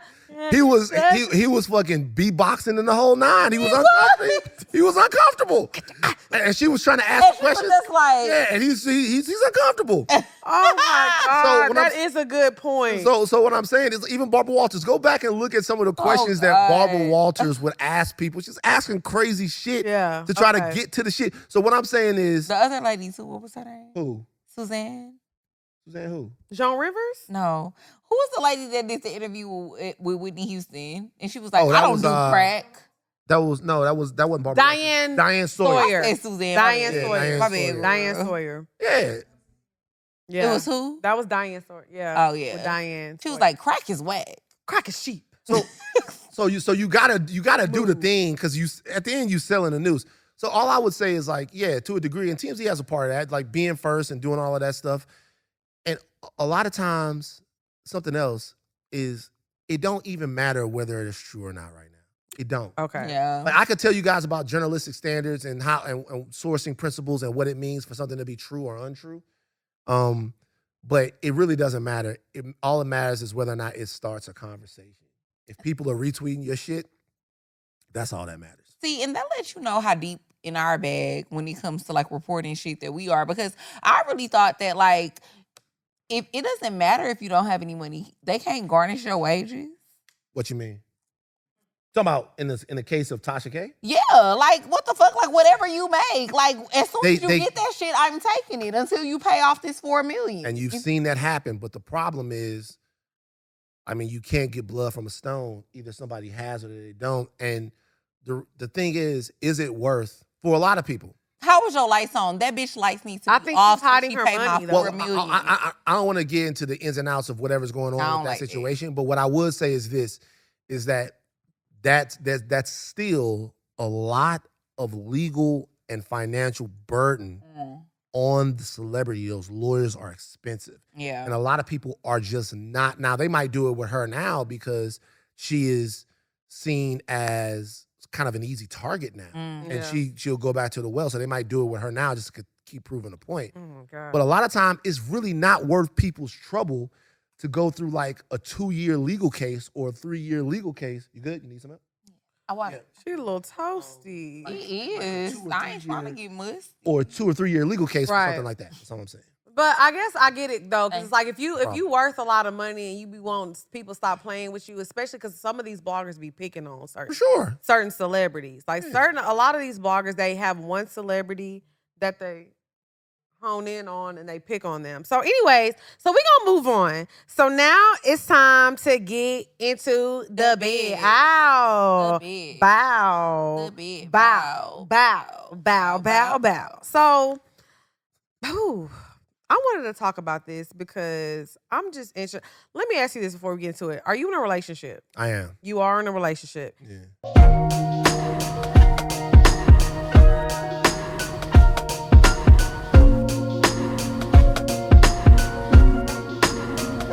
So let me ask you this. Do you feel like black women are prudes in the bedroom No. compared to other races? No. Javi, why is you laughing? Well, because, okay, so. Well, and I'm No. glad Javi No, said that, it's because not like- I I- was hoping you had a different response. Nah, I don't think that's true at all. I think nasty comes in all colors, baby. Like it's I really don't think that's true. I think when people say that, I think when people say that, they're saying something else. What they saying? What they saying? They're saying they're not talking about actually what somebody will do. They're talking about other cultural things that are. Do I want to talk about this? Yes. Okay, so this is what I'm talking about. So you're not talking about who is nasty or who does whatever. You're not talking about that. Because if we being honest, we know that that's not true. What you're talking about is, I think, like, black ladies have to protect themselves. Mm-hmm. Right? We talked about this. Black ladies have to protect themselves. Right, right. So when you ask a sister to do something, she has to first make sure a lot of times, not even ask. I'm not talking about like sexual stuff because a lot of times you don't ask this. I'm talking about when you're talking about other things. It's very important for Black women to make sure that you're not trying to fuck over them or play them. Okay, that's like fair. it's very important because it's a smaller community. It's whatever it is. They have to make sure that you're not trying to fuck them over or like whatever, that you not, they have to feel safe and secure in a way, right? All right. On the other side of things, everywhere they go, safety is there for them. They never feel, they feel unsafe around men, I would presume, but like, they're not really told that they're less than as much. They don't face the same trouble and challenges that Black women feel. So you could be on the phone and be like, hey, yo, 1:30 in the morning, hey man, get your ass over here. Bring that puss out. Yeah, you know what I'm saying? You could do that and they're not going, ha ha ha, you're so funny. And they're gonna jump in the thing and they're gonna come over and they're not, it's a different thing to where they're, from my experience, they protect themselves less from your perception of them because they don't really care. They don't care. Because I think because let's be honest with you. Yeah. Like Black women get held to a weird, sometimes unachievable and very unfair standard. So like when you're dealing with sisters in a certain way, like they don't want you to have misconceptions about them. Yeah. And so that is why if we really wanted our sisters to get as nasty as they could for us, we would stop using certain words. Like what? We would stop saying hoe. We would stop saying slut. I like a little hoe though. Thought. This is what I'm saying though. What I'm saying is, looks like it too. Look at her face. the goal is, this is what I'm saying. This is what I'm saying. The goal is, or it should be, for anybody out there that's doing their thing, is to make her as comfortable being as nasty with you as possible. Okay. And saying, hey, like you, hey, whatever you do, I'm with it. Whatever you bout, I'm with it. I'm not gonna think like and to like destigmatize sex. And sex is about making secrets. If you ain't made no secrets in sex, then you didn't have good sex. You ain't have good sex. You might be a freaky if you're not embarrassed to tell somebody else what you did, have you really did making secrets. If you haven't made any secrets in sex, you didn't have good sex. From my experiences, at least having conversations with Black men, they say that is why, one of the reasons why they like to venture outside of Black women when it comes to their sexual experiences, because women of other races are more freaky. They more open, they more nasty. Black women tend to be like, I ain't doing that. And I got another question I want to ask you, which I feel like is, a little table shaker. It's the champagne. But anyways, so yeah, I just feel like, do you think that unattractive women have to be more freaky?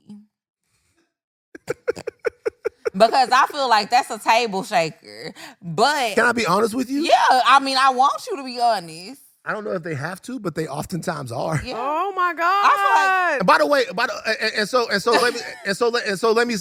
let me say something real quick. Let me say something real quick. Hey, everybody is beautiful. No, first of all, you're lying. They are. You're lying. You're lying. You're a liar. It's not true. You're beautiful. It's true. What I mean by that is this: is like I don't look. I think ugly is the ugliest thing. Ugly is the ugliest word. Ugly is ugly. Ugly is ugly. Right? I agree with that. Me and Lex talk about that all the time. I say, in order for me to call somebody ugly, you gotta really be ugly, or you gotta be an ugly person. No, you just gotta be ugly. Look.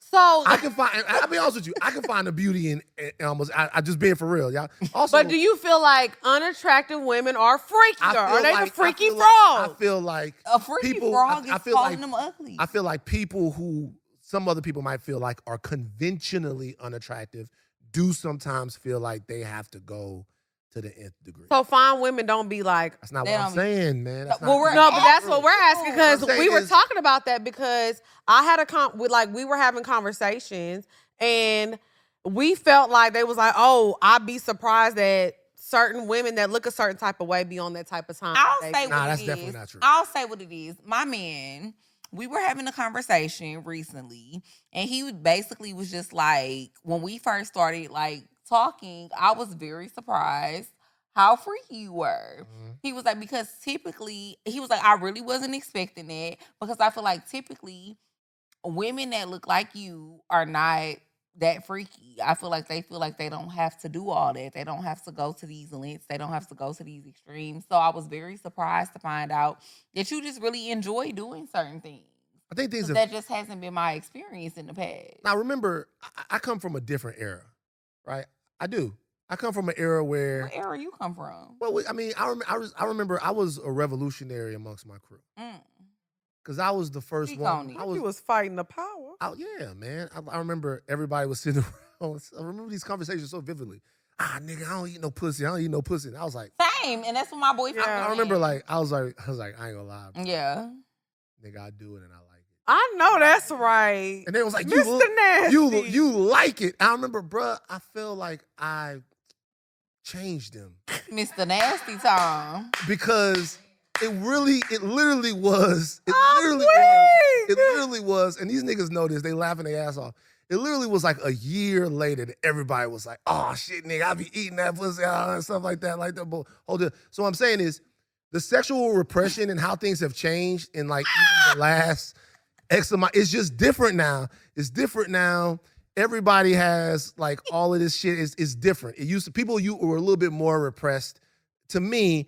And now it's different. I feel like now there are different expectations. I'm not gonna lie. When Lil Wayne dropped Pussy Monster, that changed a lot. Lil Wayne is the single most important advocate of pussy eating ever. Literally. Like Lil Wayne is like right now, half of Lil Wayne's lyrics are about gangster shit. It's literally 50-50. Lil Wayne raps about two things: gangster shit and eating pussy. Facts. So Facts. Lil Wayne Three is things. What? Red bones. Oh yeah, he eating the pussy of Redbones. Like, he's not just rapping about the Redbones. He's rapping. So Lil Wayne is very important in hip hop in terms of the demystifying of the eating pussy situation. Fact. But what I'm saying is that like now I feel like everybody is a little bit more nasty. If not a little bit more nasty, we can talk about it a little bit. Okay. Yeah. Because I do think it's like so crazy that people are like, oh, all they want to talk about is sex. But I feel like sex is normal. Sex is it's human nature. Like, this is what we do. Why is it so bad to talk about it? But I'm not gonna lie, I do feel like sometimes that people do overdo it with their horniness. Okay. And What's I think overdoing it. I think if you're talking about fucking all day on like Twitter and you're tweeting how you like to be fucked and bent over, you waking up in the morning like, who ready to get their dick sucked? I like to put balls on my forehead. It's 8:00 in the morning, baby. I think sometimes You people don't like do balls on your forehead at 8 a.m.? I do, but I'm not about to tweet about it. So it's okay. It's not. I think that it's, yeah. So there was this. We talked about this one thing on Higher Learning podcast. Rachel Lindsay that I do. Talked about this one thing on Higher Learning, and it was this teacher. She's a substitute teacher, and she said, "Can't wait to get some heavy dick this weekend." What is heavy dick? It's heavy. But why are you And they fired her. good? No, She said it to her students? nigga.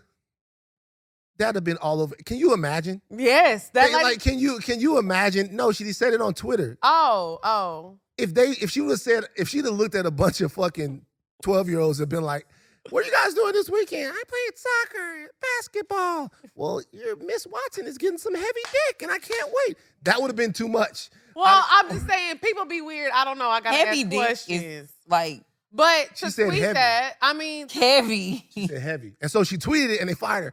And my whole thing is, she a woman, and she got a Twitter. What's the point of her? Y'all should have her on here, because she did horrible decisions. Her name is Hey, Miss Watson. yeah, like Christina XB. Y'all should have her on here. Like, okay. why? Does she do porn now or something? No, she doesn't do porn.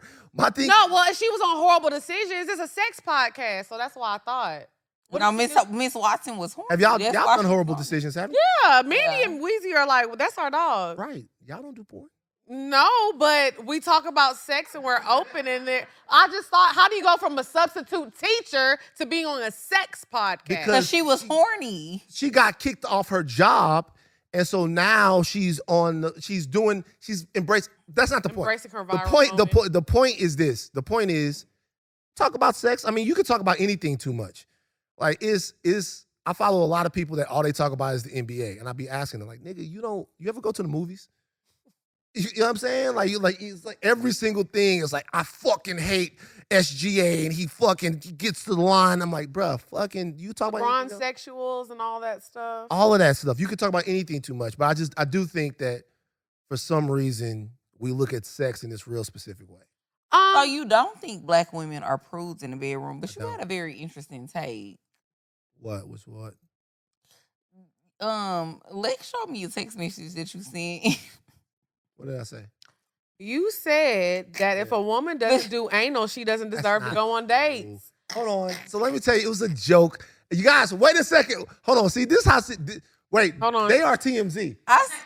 Let me tell you why Poor Minds is TMZ. Oh, please. I was making fun. I was making fun of the girl who women that don't do anal don't deserve to date. Okay, but this is the thing, though. Wait, hold on for a second. Well, no, Van, let me say something. When you sent it, though, I was kind of like,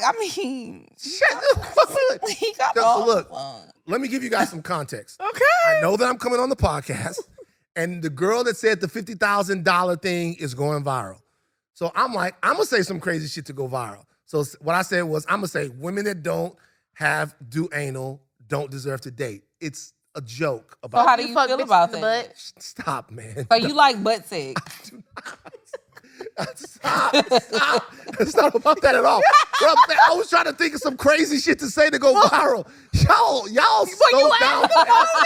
That's so fucked up. Y'all doing me like this. Because you know that was a joke. So do you like anal? anal? First of all, we're playing. We're playing with you. But do you like anal? I'm not an expert in that. I haven't had that talk. You never did it? Yeah, but it wasn't like I feel like it's, first of all, it's been a long time. And then secondly, it was also like, that's not something that around the time that I was really out there, that wasn't something that people were doing. Yeah. I know that's right. One thing about you gonna get deep about a topic. Because, the way it honestly... I'm just saying. At the peripheral. No, I'm just being for real. Anal, a lot of things opened up in the last... No pun intended. No pun intended. No pun intended. That's what I'm saying. And the asshole was one of them. Okay. But I be seeing videos of people walking around. Have y'all seen the videos with girls walking around and they got the... butt plug. And the light up butt plug? Yeah, I love a good light up butt plug. We got one. That wasn't in my era. Okay. I seen a video on Twitter the other day of a stripper. She was at the club and she was dancing. And the girl walked up and put a perk in her booty hole. I did see that girl put that perk in that girl. And they was so mad at the girl, and I said, that looks like a good time to me. That's been happening in Baton Rouge, though. They got songs about that. Yeah, you take it was the jigger, the Zan, put it in the booty hole. To get to your system. Loose off that goose, don't get me started. All right, so now it's time to get into the bop. Hey. The bop. Bow. The bop. Bow. Bow. Bow. Bow. Bow. Okay, so we're going to get into the bop of the week this week. So I'm not going to lie.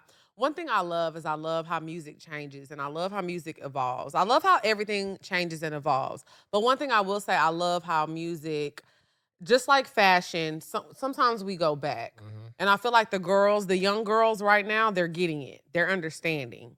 And they're going back. I feel like I heard such a good pop song. So y'all remember when we had good pop music? When it was like the Britney Spears, the Lady Gagas, the Mandy Moores. Mm. I heard a really good pop song the other day. It's like a pop R&B song. And they sampled, y'all remember Genuine when he had Pony? And it was like, yeah. So she sampled the little thing. But it's such a good song because it's like it goes fast, it goes slow. But anyways, the girl's name is Lay Banks. And she's like a TikToker. She's really popular. She's a young girl. She be doing the little TikTok dances and stuff. So she has a song called Tell Your Girlfriend, and it samples the little Genuine thing. She probably don't even know who Genuine is. That's what's so funny about it. But it was when I heard it, I was like, oh my God, this is a good, I'm a hater. I tell y'all this every week. I'm a hater. The song is like, tell your girlfriend that I'm your girlfriend. I like negative, hating, dirty macking ass music. I want to hear you hate on that bitch. Hate on that bitch to get your man. I want to fight for your love. And that's what we getting back to. She's like in her 20s. She might not even be in her 20s yet. But yeah, my bop of the week is Lay Banks, Tell Your Girlfriend. It's a bop. And I feel like the girls, they're getting it. The girls are starting to make good music again. I think we're about to get we're about to go on a run with good music. We're getting back. Getting back to good music. We're getting back to good music. Nicki and Megan was beefing. It got ugly. Let's bring out negative energy. Bring back the negative energy. What you got, Drea? I don't know. Like this week for me, it's giving no. Like I think I have to go back to something old school. Go ahead. Give Because it I'm to just us. not really feeling the vibes with like the new music. That's I feel like fine. it be hit or miss. Okay. So I was talking to my mom the other day, and I was on the phone with her, and she was in the car, and she was listening to Frankie Beverly and Maid. No. Oh, my baby. Frankie Beach Beverly. Boys. Why would my mom be Whoa. listening to the Beach Boys? Why are the Beach Boys like? I don't know. That was just the first thing that came to mind. But he going on a tour, a farewell tour. You want to go to that? Who? Hell yeah, Frankie Babe. Oh. Oh, I thought she was talking Talking about the Beach Boys. I'll go to that too now. Frankie, you said she was listening to Yeah, she was listening to Frankie Beverly and Mays, and she was listening to Happy Feelings. And I'm like, that's such a black people feel good It song. is. Like, It it don't is. matter what type of mood you in.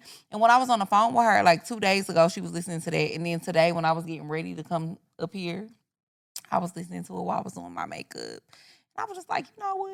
I'm feeling happy feelings. Yeah, he's In going the on, air. He's going on a farewell. He goes on Everywhere. tour every year. Yeah, they be on the road all the time. They are on the road all the time. So Like, I felt the happy. yeah, Happy he's going on his farewell tour, and everybody is really upset right now. Where he going? His farewell tour, probably to the. He not sick, is he? He not sick. I Did you hope say the not. upper room? Jesus Christ. No, I don't mean it. No, Jesus is the right Yeah. No, thing to say. stop it. I'm not Unhinged. doing this. Hey, no. Amen. Man, pray for Frankie Amen. Beverly, man. Hashtag. Hashtag. Stop it. Okay. No, because we love him. No, that's what I'm saying. a But he lit- is going on a farewell. But honestly, I don't think it's that. I really think he probably just wants to relax, kick it. This nigga been on tour for 48 Man, years. I'm not fucking. Man, I'm not fucking with you. I'm not fucking. I don't think he's about to die. No, I he just think probably he want to wants go relax. on his, go on his last That's what I tour. said. He's been on tour for 48 years. Yeah. This nigga has been on tour since I was in middle Since I was a school. kid. I only know, it's so funny. I only know the old version of them. Like, I'm sure they had a young version. Yes, By the they time I came did. around, they was old. That's what I'm saying. So I think he's retiring because he's probably like, you know what? I want to relax now. I got great grandkids that need me. The question is, do we keep the song? We keep doing the song after they can't do it no more? Because they come to do the song at Essence Fest every year. Oh my God. Do we have somebody else come do the No, song? we Do it's Beyonce only, come do the only song? Beyonce is the only version that's acceptable. Beyonce. So if we do have somebody that does that, it's got to be the Beyonce version because that's the only one that's acceptable. Because she did that. Do I get a bop of the week? Yes, You we do. waiting on you. What's the song that with Kanye?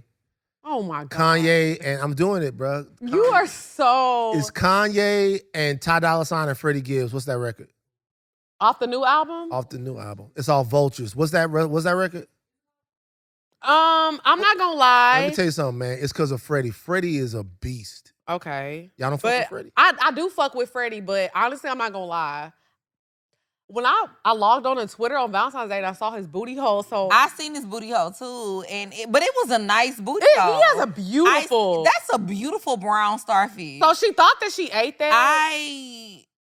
She thought that she was like embarrassing him. No, she did eat that. Gibbs, I'm No, sorry. she did eat that, but you Gibbs, did not embarrass him. Gibbs. No, because he was Gibbs. doing no. Gibbs, I'm sorry. That's The not what I shade meant, is bruh. towards her. Gibbs, I Because apologize. if you are in a relationship with somebody and whatever y'all do sexually, that bitch lame. Why is that not revenge porn? It is. It is.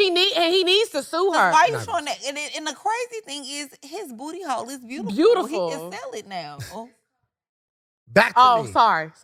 She's like that's Back to me. back to me. Is the song. Period. That's the bop of the Back week. to back. Back to back, Big Freddie. I'm sorry, Gibbs. I didn't know it was gonna go that way. No, but honestly, I will say this. Freddie Gibbs is a phenomenal rapper. He is. He is And great. I think sometimes the shenanigans that he gets involved with, kind of shadow it, but he can rap really well. Ty Dolla $ign is one of the most talented people that I have ever listened to in my life. Horses in the Stable is a classic record, and I feel like sometimes people get in the studio and they make things that people don't even understand. That's your favorite Ty Dolla $ign record? Ty Dolla $ign had this song back in the day that was on one of his mixtapes called "Get It How I Live," but this is like deep in the Ty Dolla $ign. Yeah, you gotta get bag. deep in that like bag. Old. Yeah, as I know. fuck. Like you wouldn't know unless you know The mixtape, his mixtape eras. Yes, it was so good. Yeah. I love him too, man. Makes great music. He does R&B and he can get in that little Hip hop EDM bag. Yeah, hip hop, R&B, EDM zone that he gets in. Yeah. My favorite joint was Drop Top in the Rain, but I can't Oh listen to it. my God. Good That's song. a good, okay. Can't listen to You it. know a little one too. Yeah. Then the girls be liking you because you low key kind of got light eyes. I've been peeping. Let me see. Eyes? Yeah, I have Oh, eyes. you got light brown eyes. He I do. can see. You mean looking at the girls and singing them Kanye West lyrics? No, nigga. I have no musical talent whatsoever. Okay, so what made you, so you still listen to Kanye's music? I listened to this last project just out of Okay. curiosity. You know what I'm starting to realize, man? Wait, This is what I'm starting to realize, man. I ain't shit. what you mean? It's like I want to be able to not do things that are like toxic, but I do them. Yeah. Like it's like I want to be able to be. I'm never gonna listen to Kanye again. I'm gonna listen to it. But you know what? Let me say Kanye's something. good, Let me though. say this. I can't listen. There's two people who I can't listen to. Who? Can't listen to R. Kelly. I Facts. just can't. It's just like It's like, weird. I'm like It's a- I remember I was riding in the car one time and I had put on Miguel in some kind of way. Tidal was fucking with me. Tidal was testing me. Miguel went off and then R. Kelly came on and I was like, Yeah. it's what do I weird. do? But I'm Turn this shit off. I turn it off. So I don't want nobody to ride by and be like, yeah, I saw that nigga Van Lathan straight up listening to that TP2.com. No, I turn that shit off. TP2.com. And so I can't listen to it. It's visceral. But all the other stuff that you're not supposed to do, man, I be doing that shit. Let me say something Me to that too, I that ain't goes in gonna attest lie. to that. I be Can doing it. I'm gonna say this. Tori either. I can't fuck with Tori. He I don't okay. But see, Can I the be thing honest? about Tory, I was never a Tory fan. For never fuck with him. No, not This really. is what I'm I gonna used to love the say. music. I'm gonna be 100% honest right now. I was a Kanye fan. Stan, I will say. Huge. When the thing happened with you, that's why I was glad we talked about it today. When he said slavery was a choice, that was the last time I listened to Kanye West. I haven't listened to Kanye West since then.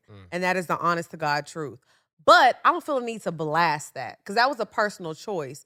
I'm not gonna ever be like, don't listen to Kanye. Do what y'all want to do. I don't care what affects y'all's life, but I know the type of things that I want to consume. And on top of that, with Tory, I was never, a huge fan of Tory.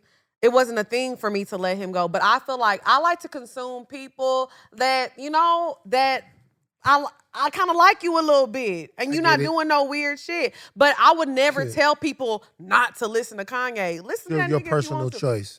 I don't diss black people publicly. Yeah, I do don't give a fuck about that. I don't diss black people, but at the end of the day, I definitely if you choose to keep supporting certain people though publicly after you know the things that they've did, I be side eyeing you because I don't like that. Because I feel like why don't you care? You know what the real sin? Like even if it doesn't affect you personally, Yeah. why don't you care? Why don't that you it give a aff- fuck? Yeah. Why don't you give a fuck? It's almost And like you making a point to not give right. And so going back to like what you just said about R. Kelly, sometimes Nah, I that be nigga too much, too much. yeah, sometimes way I too be much. side eyeing people because it's like when they be like, "Oh, I don't give a fuck," and then they just be posting stuff. It's like, but You don't give a why fuck don't if you he- care? If he fucking rapes black girls. Because what if you it gotta was care. your daughter? Yeah. What if it was your niece? What if it was your cousin? Like, I don't like this shit. The most disappointing thing, so there are two disappointing. The Tory thing is just like, we also got to make a point with that. And let me tell you why. Like, sure, all of his family want him to do well, whatever was fine.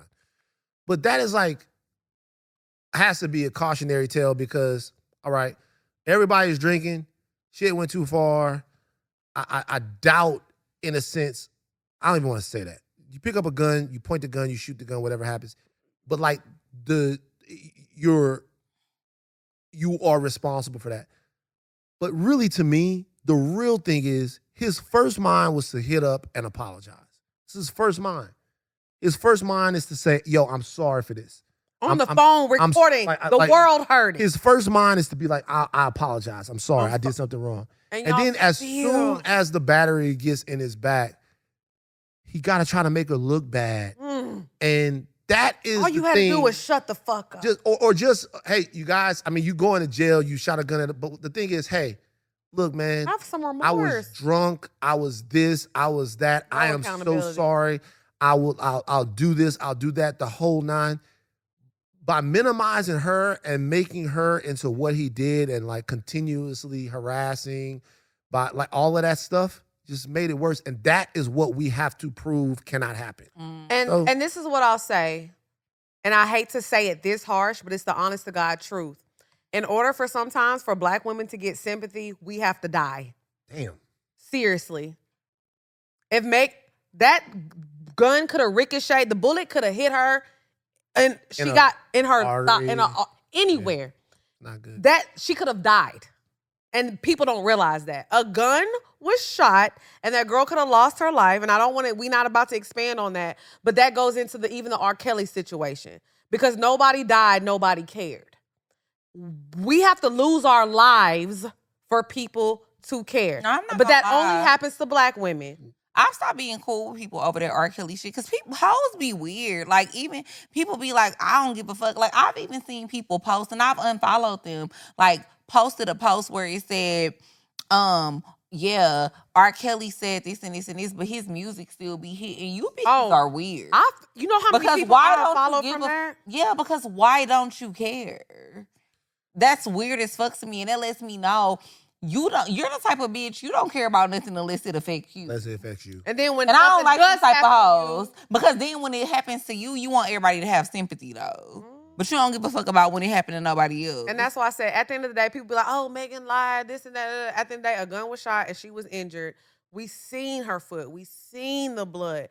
Did y'all want, then that's what she, and the fact that she said that, she was like, damn, I wish I would have died. She really said that because the backlash was so harsh, but that is the truth. How she felt in that moment was like, damn, Black women, in order for people to care, that's what has to happen for us to get sympathy. It has to be that bad. You know why? Because we're bigger, we're taller, we're more aggressive. No, we not supposed to be tall. No. But what I'm saying, and that's what they were saying to Megan and Megan's German situation. and them Russian bitches, they be tall too. Boy, they do. That's what I'm saying.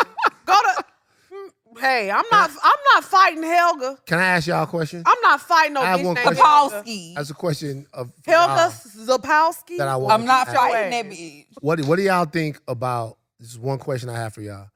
What do y'all think about young niggas with the more veteran ladies that we've been seeing? Oh, we've talked about this. You know, I say veteran. I'll say I mean, real you know, quick. these are still young women that look beautiful.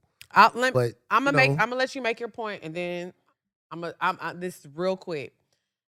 When we used to sit on this podcast, we used to be like, get you a nigga with money, get you do this, get you a BDB. If you watch this show and you've been a listener since the beginning of time, a big dick baller. A big dick baller. A man that's gonna take care of you and do that. And don't get me wrong, still very much love a BDB, but I got my own. Mm-hmm. My lifestyle is sustainable because of me. Right. I always worked, always had a job. And I say this because that lifestyle of doing nothing and being a quote unquote bad bitch is not sustainable.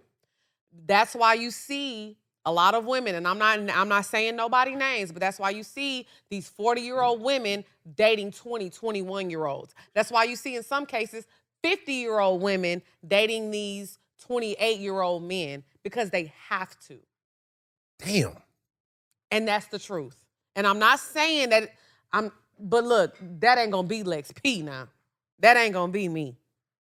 I'm not doing it. I don't have a conversation. I'm 34. I don't have a conversation for a 21-year-old. I don't. And it happens constantly. Because these young niggas, they love it down.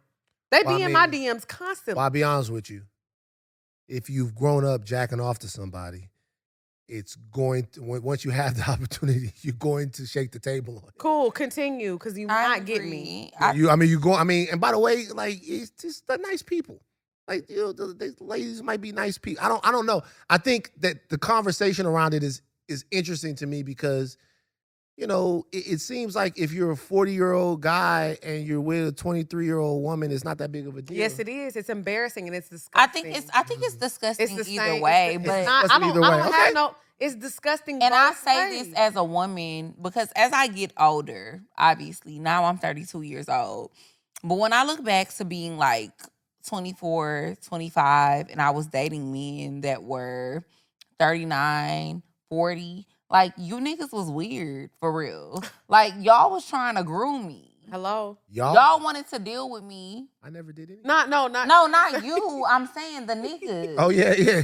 I'm saying when I was, because I'm 32 now, when I was 24, when I was 25, when I was 23, and I was dating men that were 38, 39, 42, you niggas were trying to like groom me. Y'all wanted to date me because I was young, I was impressionable. You felt like you could mold me. Right. That's why you wanted to date me. Let's be fucking for real.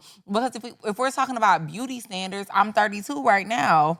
Still fine. Still fine. Still a Still stallion. beautiful. So it's not like you couldn't have dated somebody that was 32. It's not like even with me being 32, women that are 40, 43, they're still beautiful. You could date somebody that's your age and still have the aesthetic that you're looking for, but you don't care about the aesthetic. You worried about the mentality because you want somebody who has not experienced that much in life, and it's easy to You can manipulate. control them. It's easy to manipulate. It's easy to mold them. So going back to your initial question about the women that's doing it right now, I think it's the same thing. It's the same. I think energy. those women want to date younger men because they're easy to manipulate. It's easy to finesse. They gonna pop one out. And niggas, and those niggas, like you said, They look- are. And they looked at them like, you was probably 16, 15, being like, damn, this was a bad bitch. Now that you're legal and you could date them, you like, oh, I finally got this woman. And like, she's looking at you like a come up because you about to sign the $20 million contract. So and let me say this point too, and then we gonna move on. Sorry. I watched Real Housewives of Miami. It's really good. They have it in Miami? Yo, it's and you know what's crazy? Who on Miami? It's Larsa Pippen. Oh, shit. And She the GOAT. it's That's the goal right there. That's the motherfucker. But you know what? You know what's crazy? It ain't even Larsa that's the problem on there, because even though her man is younger, so there's They broke up. They broke did up break now, up. but during the season I'm watching now, they're still together. Oh, I see. So there's a character, her name is Lisa. Lisa has been married since she was 26 years old. Lisa is in her 40s now. Her and her man are going through a Is divorce. that the black lady? No. This is not the black lady. Lisa is she's white. Oh, okay. Lisa is married to a plastic surgeon. Okay, his name is Lenny. Lenny is literally he's one of those different plastic surgeons. Okay, he's worth like $90 million because he's came up on some medicine and things like that. He's you know, he's one of them in the medicine world. Yeah. Lenny has divorced Lisa, and not only is giving her a hard time with making sure she can take care of the children in her house.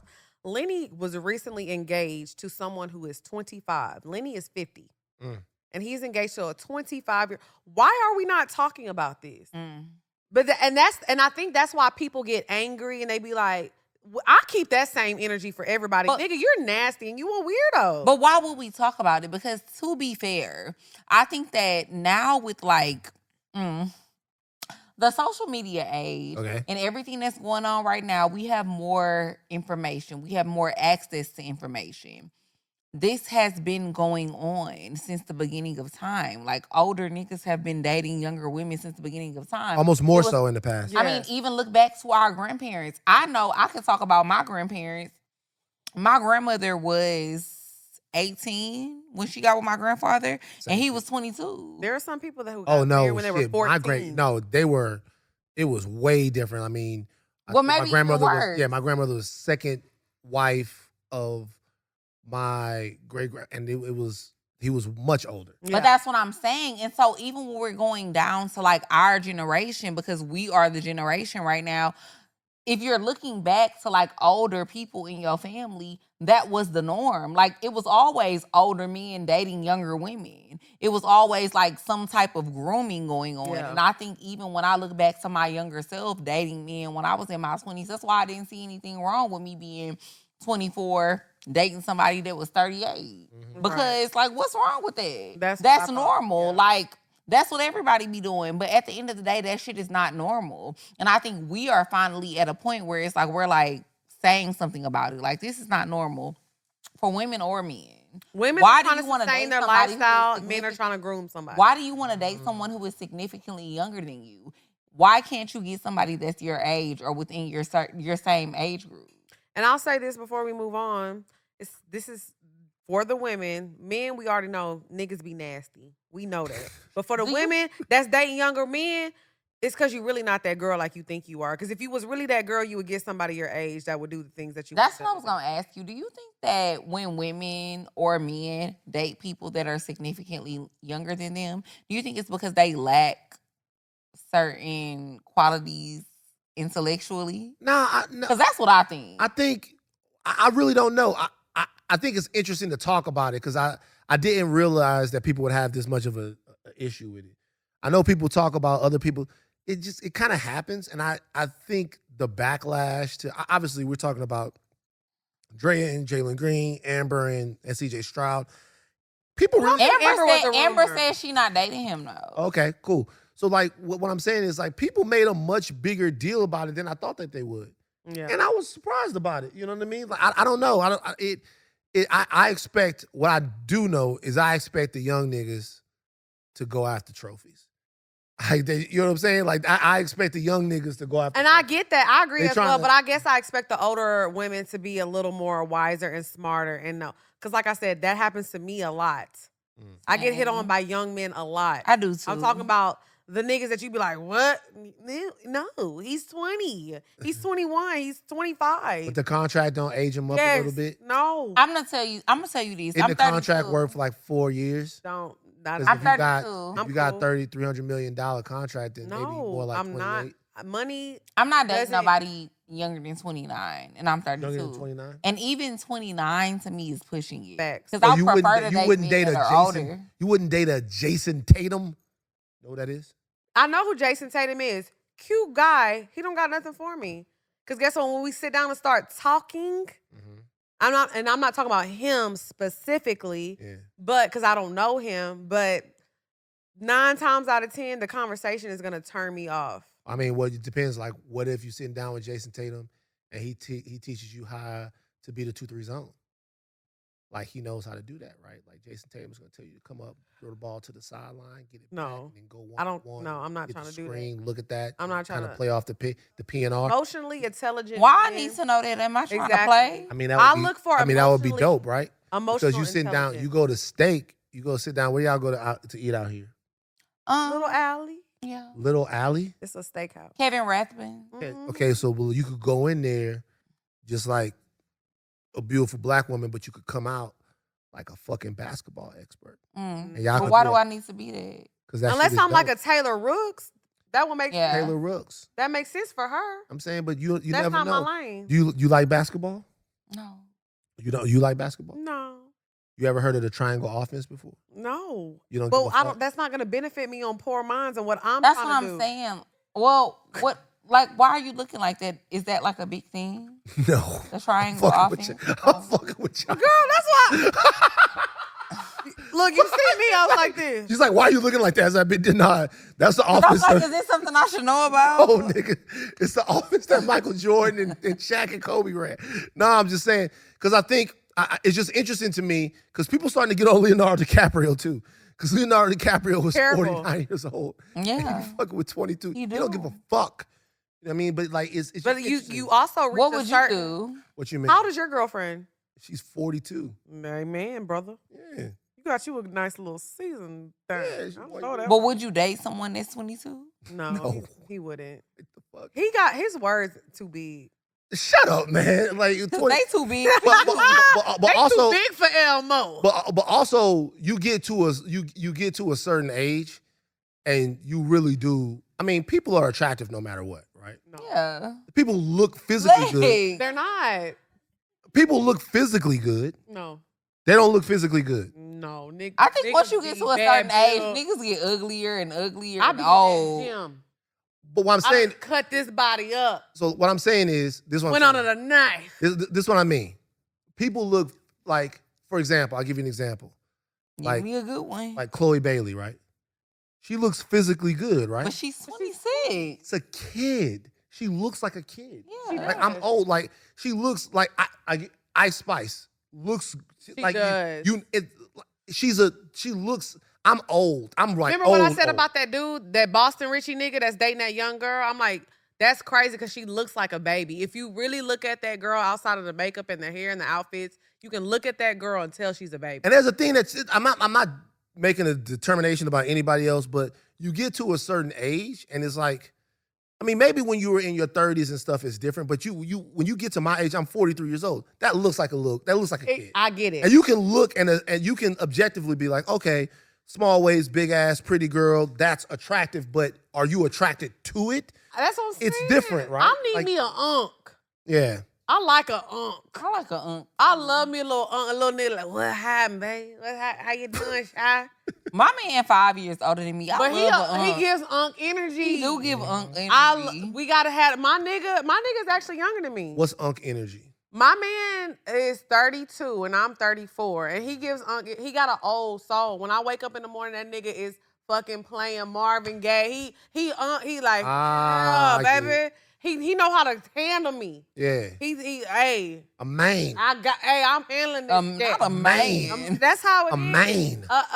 A young nigga, I don't care if you got 300 mil in the bank, you don't know how to have that man energy. That's what I think my thing is. I don't like young acting niggas. Like, It's hard I to want a explain. grown man. Like, I want somebody that make me feel like he done experienced. You done been through it. Come on You now, done been Maya. through some shit. Speak You on know it. about something. Your grandma was on the Underground Railroad. Okay, now see.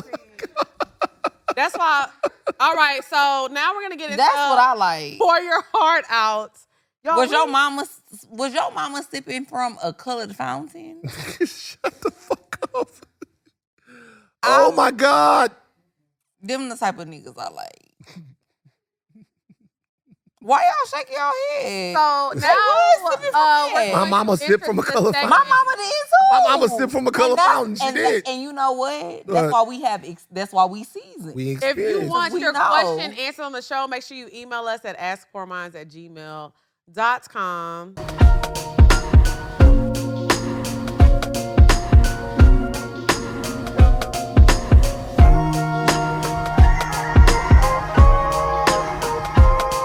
Drea, you got question number 1. Let's get to it.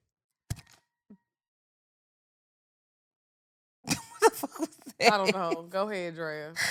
Hey y'all, I'm ready to start letting my money make money. I work for the state that I live in, so the benefits are good, but the pay isn't great. I remember how both of y'all had corporate jobs at one point in time. If y'all could give y'all younger selves some advice during those times about how to make more money, what advice would you give? Would y'all recommend buying stocks and investing early? I'm 24, by the way. Honestly, I'm not gonna lie. Like, everything that I've invested in to this point, like, it's made me a little money, but not enough money so that I could be like, oh my God, this is what you need to do. I'm not no expert on that shit. Now, I do invest now, but I'm not gonna lie. I don't. Me either. Them stocks, that's a long game. Like, investing stocks, I do believe in that, but you got to really do your research and really educate yourself. But that's not something like, oh, if I'm 24 and I'm investing in stocks, by the time I'm 28, I'm going to be able to cash out. No, this is a very, very long game. So I would say with this, for me, what worked for me was really budgeting myself and making a way. I was like, okay, I can't afford an editor. I got to edit my own shit. I got to sit down and do this with Dre. I got to learn this. Okay, so now I know how to edit this, but I can afford a little XYZ. Okay, how can we move? Let me tell you something. Your mouthpiece is your currency. And I always say this because my relationship I had with Carlos is literally why we're here today, because I kept that rapport with him and we was cool, and he was like, and he's a businessman. So you got to connect yourself with people who really bout their bread, and really, sometimes you're going to get lost in the sauce and you're going to meet a nigga who don't want to really see you further yourself, but he just want to, but Carlos was like, you know what? Hey, they doing something. No, yeah, same. Because I feel like Carlos was following us on social media, and then he DM'd me that day, and he was like, I'm He going to was pull up at literally your house. and watching us. He was like, I'm going to record with y'all. And I was like, for real? You going to pull up? Yeah, that's what I'm saying. And he ended up pulling up. Yeah. And recorded And with that's why I us. said, like, before, like, I think a lot of times, like I said, relationships that you have with people, you never know where they could lead. Even with me, with Mandy, from Horrible Decision, I had a friendship with Mandy for a long time, and she was the one who even said, "Hey, y'all need to turn Wind Down." Our show used to be called Wind Down Wednesday, and she was like, "Y'all need to make this a podcast." I didn't even know what a podcast was. I was like, "What are you talking about?" Right. So I feel like a lot of times it's not necessarily the money that you can invest if you don't have a lot of money. It's like a finesse game can really get you a little bit further if you don't necessarily have a lot of money to invest, because it really takes money to make money. Well, well, I'll say this. I just really believe in believing in yourself. I don't really give a fuck about connections. I feel like if you believe in yourself and you grind hard enough and you keep working, people gonna see you.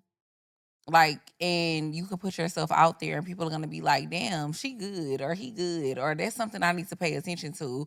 I just feel like you have to have enough confidence in yourself. I think a lot of the problem with a lot of people is like they'll think they have a good idea, but they be scared if people gonna catch on to it, or if people are gonna watch it, or if they're gonna look lame. So it's like, okay, I don't really want to do it because I think that people are like gonna think I look crazy.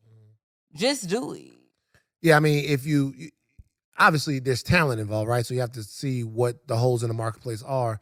But if you care too much about what other people think, you're never going to be rich. Exactly. Just Yes, it is. you're never going to get there. Yeah, because because you might have to do some vile shit. You might have to do some shit that goes against the grain. If you care too much about what other people think, you're never going to be rich. Yeah. What did you have to do that was vile? Nothing. But me. I fuck with men though, because I feel the same way. I think people just care too much about what other people are gonna think about their opinions, about their takes on things. It's like I fuck with people who stand on business. Like, look, this how I feel. I said what I said, and either you gonna fuck with it or you don't. But you don't gotta fuck with it. But if you do, then cool. Yeah, like I'm not gonna lie, I got a lot of money that's like put to the side and I invest all the time. And it's made me a little something, but not nothing that I feel like was life changing. Yeah, I think it's you could always invest in the S&P 500 and your money's gonna go up. But it's not gonna make it's like you gotta be diverse in the stuff that you invest in. But there's so many better people to talk to that about. Earn Your Leisure, Wall Street Trapper, all of those guys, they do a good job of explaining. I started because from my investing understanding, in the medical investing in field. EFTs and stuff is like way better than just investing in like individual stock. Yeah, and the medical field. Y'all need to look into stuff to that too. Yeah. Made me a little one too. Okay, question number But two. we can't give y'all too much. Yeah, advice yeah. on that. Hey, ladies, I'm 31 years old and recently ended a situation with a guy who was 10 years younger than me, but very mature for his age, had a business, owned cars, crib, etc., which I never date younger than my age. We were kicking it for about 8 months, not exclusive, but we were locked in. We recently spent Christmas together, received some nice ass gifts in addition to giving some as well. A couple of weeks ago, I saw a condom in his car. Mind you, we hadn't used a condom for well over a few months. I didn't overreact or bring it up initially, but I did text him later about it. Never accused, just gave him the opportunity to be honest. A few days later, after lying about it, he came clean that he had been with someone else. After another few days of avoiding me, I hit him up for some type of closure or explanation, in which he hit me up saying we should just go our separate ways and he wants to pursue the girl he was messing with on the side. To say I'm not hurt would be lying. But do I let this shit slide or do I get my lick back? Side note, I hate feeling played, so this shit making me feel like I need to one up a nigga. What is y'all's opinion? Talk me out of doing something crazy. Girl, at the end of the day, there's nothing you can do to make him mad because he doesn't care about you. And I know that's the harsh truth, but he didn't choose you.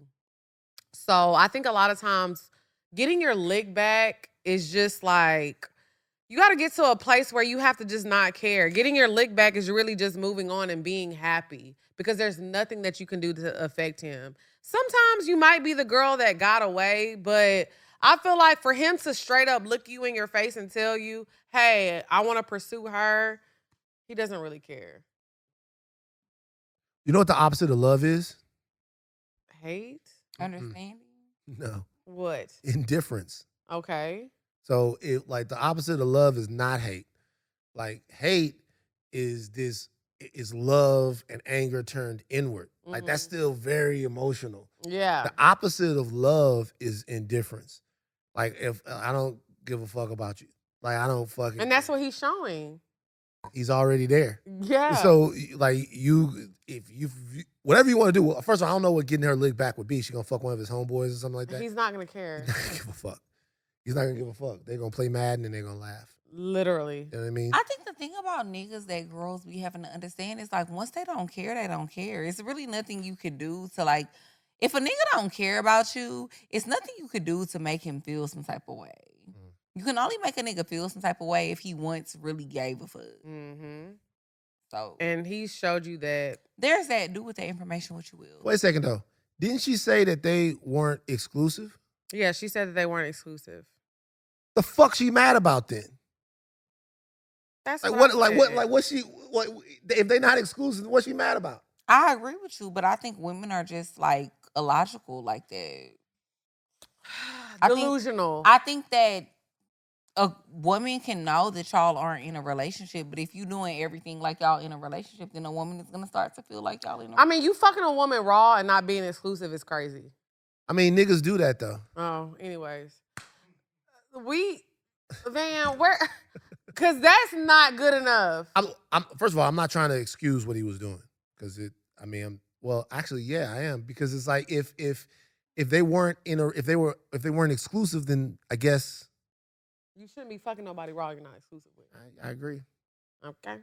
Okay. Okay, man. Let us know where they can find you. The Higher Learning Podcast. When does it drop? All that good stuff. Higher Learning Podcast Tuesdays and Fridays on the Ringer Podcast Network, Spotify. Shout out to Rachel Lindsay. Y'all know Rachel? Yes. Rachel. I love a good smart. Tell her to come sit on the couch with us. Oh, she would love this. She's so like, I love people who are just like, she gets down with the get down. Let's get down with the get down. She gets down with the get down. But I think like what people like perceive her as, they would think that she Nah. wouldn't. She Say gets something. down. That's a nigga. Yeah. That's why we get along. Yeah. That's a nigga. We two niggas that people don't think are niggas. Yeah. Podcast and they be like, That's why when I was like, oh my God, Van is coming on this motherfucking show. yeah. And this has been everything I thought it was. You was using your big words. I done wrote my words down. I had a good time. I had a Very great fun, time. man. So where can they find you at? Higher Learning the Ringiverse. Ringiverse is like I do a podcast about Marvel movies, so you guys go listen to that. Oh, and now then you're talking. yeah, and then our movie once again for the very first time is in festivals right now, directed by Boaz Yakin, the same guy who directed Remember the Titans. Okay. Ever seen Remember the Titans? Yeah. Of course. Making sure, man, Boaz Yakin. Put me in a little movie. I can act. Watch. That's the whole thing. You know what? I'm gonna tell you something. This place right here, though, I'll be honest with you. This place right here, What place? where we at? What's the name of the production space we in right now? What's it called? 85 South 85 Studio. South. 85 South Studios. Mm-hmm. I predict right now that in the next 10 to 15 years, 85 South Studios is going to be one of the premier television and movie makers in this entire industry. The talent is there. The infrastructure is there. I've talked to so many people with the way these guys are moving, and y'all got no weak links on the team. Y'all got the right mix of people. It's really something special going on. So y'all gonna make y'all own movies.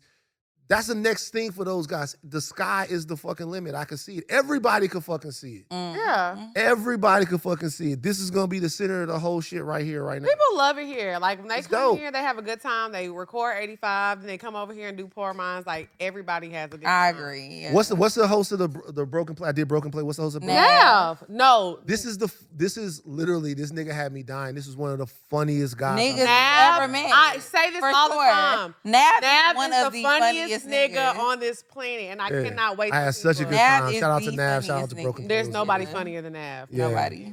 So I'm glad you had a good time. Hell yeah, man. In our space. Y'all know we're going to get into karaoke per usual. Shout out to Van for pulling up with us, and we'll see y'all next week. Bye, y'all. Go with this shit raw. Raw dog. Yeah. Remix. Go ahead, Drea. Now, baby, here ain't nothing more that I can say. You know by now I want it more than anything. If I walk away and Just let you leave. you'll be stuck in my head like a fantasy. I know you want it. Yeah. Stop hesitating. Why? You must be crazy. I got a man. You got a lady. I know. Well, so this must be something special. You could be anywhere you wanted, But you decided to be here with me. Ain't no Coincidence, it was meant to be. Don't be shy, let your boy get in. So you can tell all of your friends you was on a remix. like this club in this club. In this club, in this club. They can keep watching, I ain't stopping, baby. I don't give up. In this club, in this club. Say what's up. in this club, in this club. Oh, yeah, hey. Now, baby, you know I be down, but I We can't have all these people staring. Standing I around. can do Right this. here is only for your eyes to see. But you getting carried away, saying we can do it wherever. In a way you touching me. I don't know this Like joint. no other, She know I'ma this make record. it feel the same. Trying your Right. hardest to make me Give in. but I'ma be down to give you what you want, and if you keep it up, strongly not to shelter from me up. Right, all Yeah, right. don't be security rolling up on us. I'm not I don't know about singing hesitating, I about just giving don't pussy wanna last run. Yeah, sing it, keep going. There you go. Man, I'm dead. But you be here with me. Yeah, yeah. Thank you. She can sing a little bit. I can too. Yeah, y'all. I mean, y'all. Wait. She was hitting the. She was, Go, let it go. Oh, oh, oh.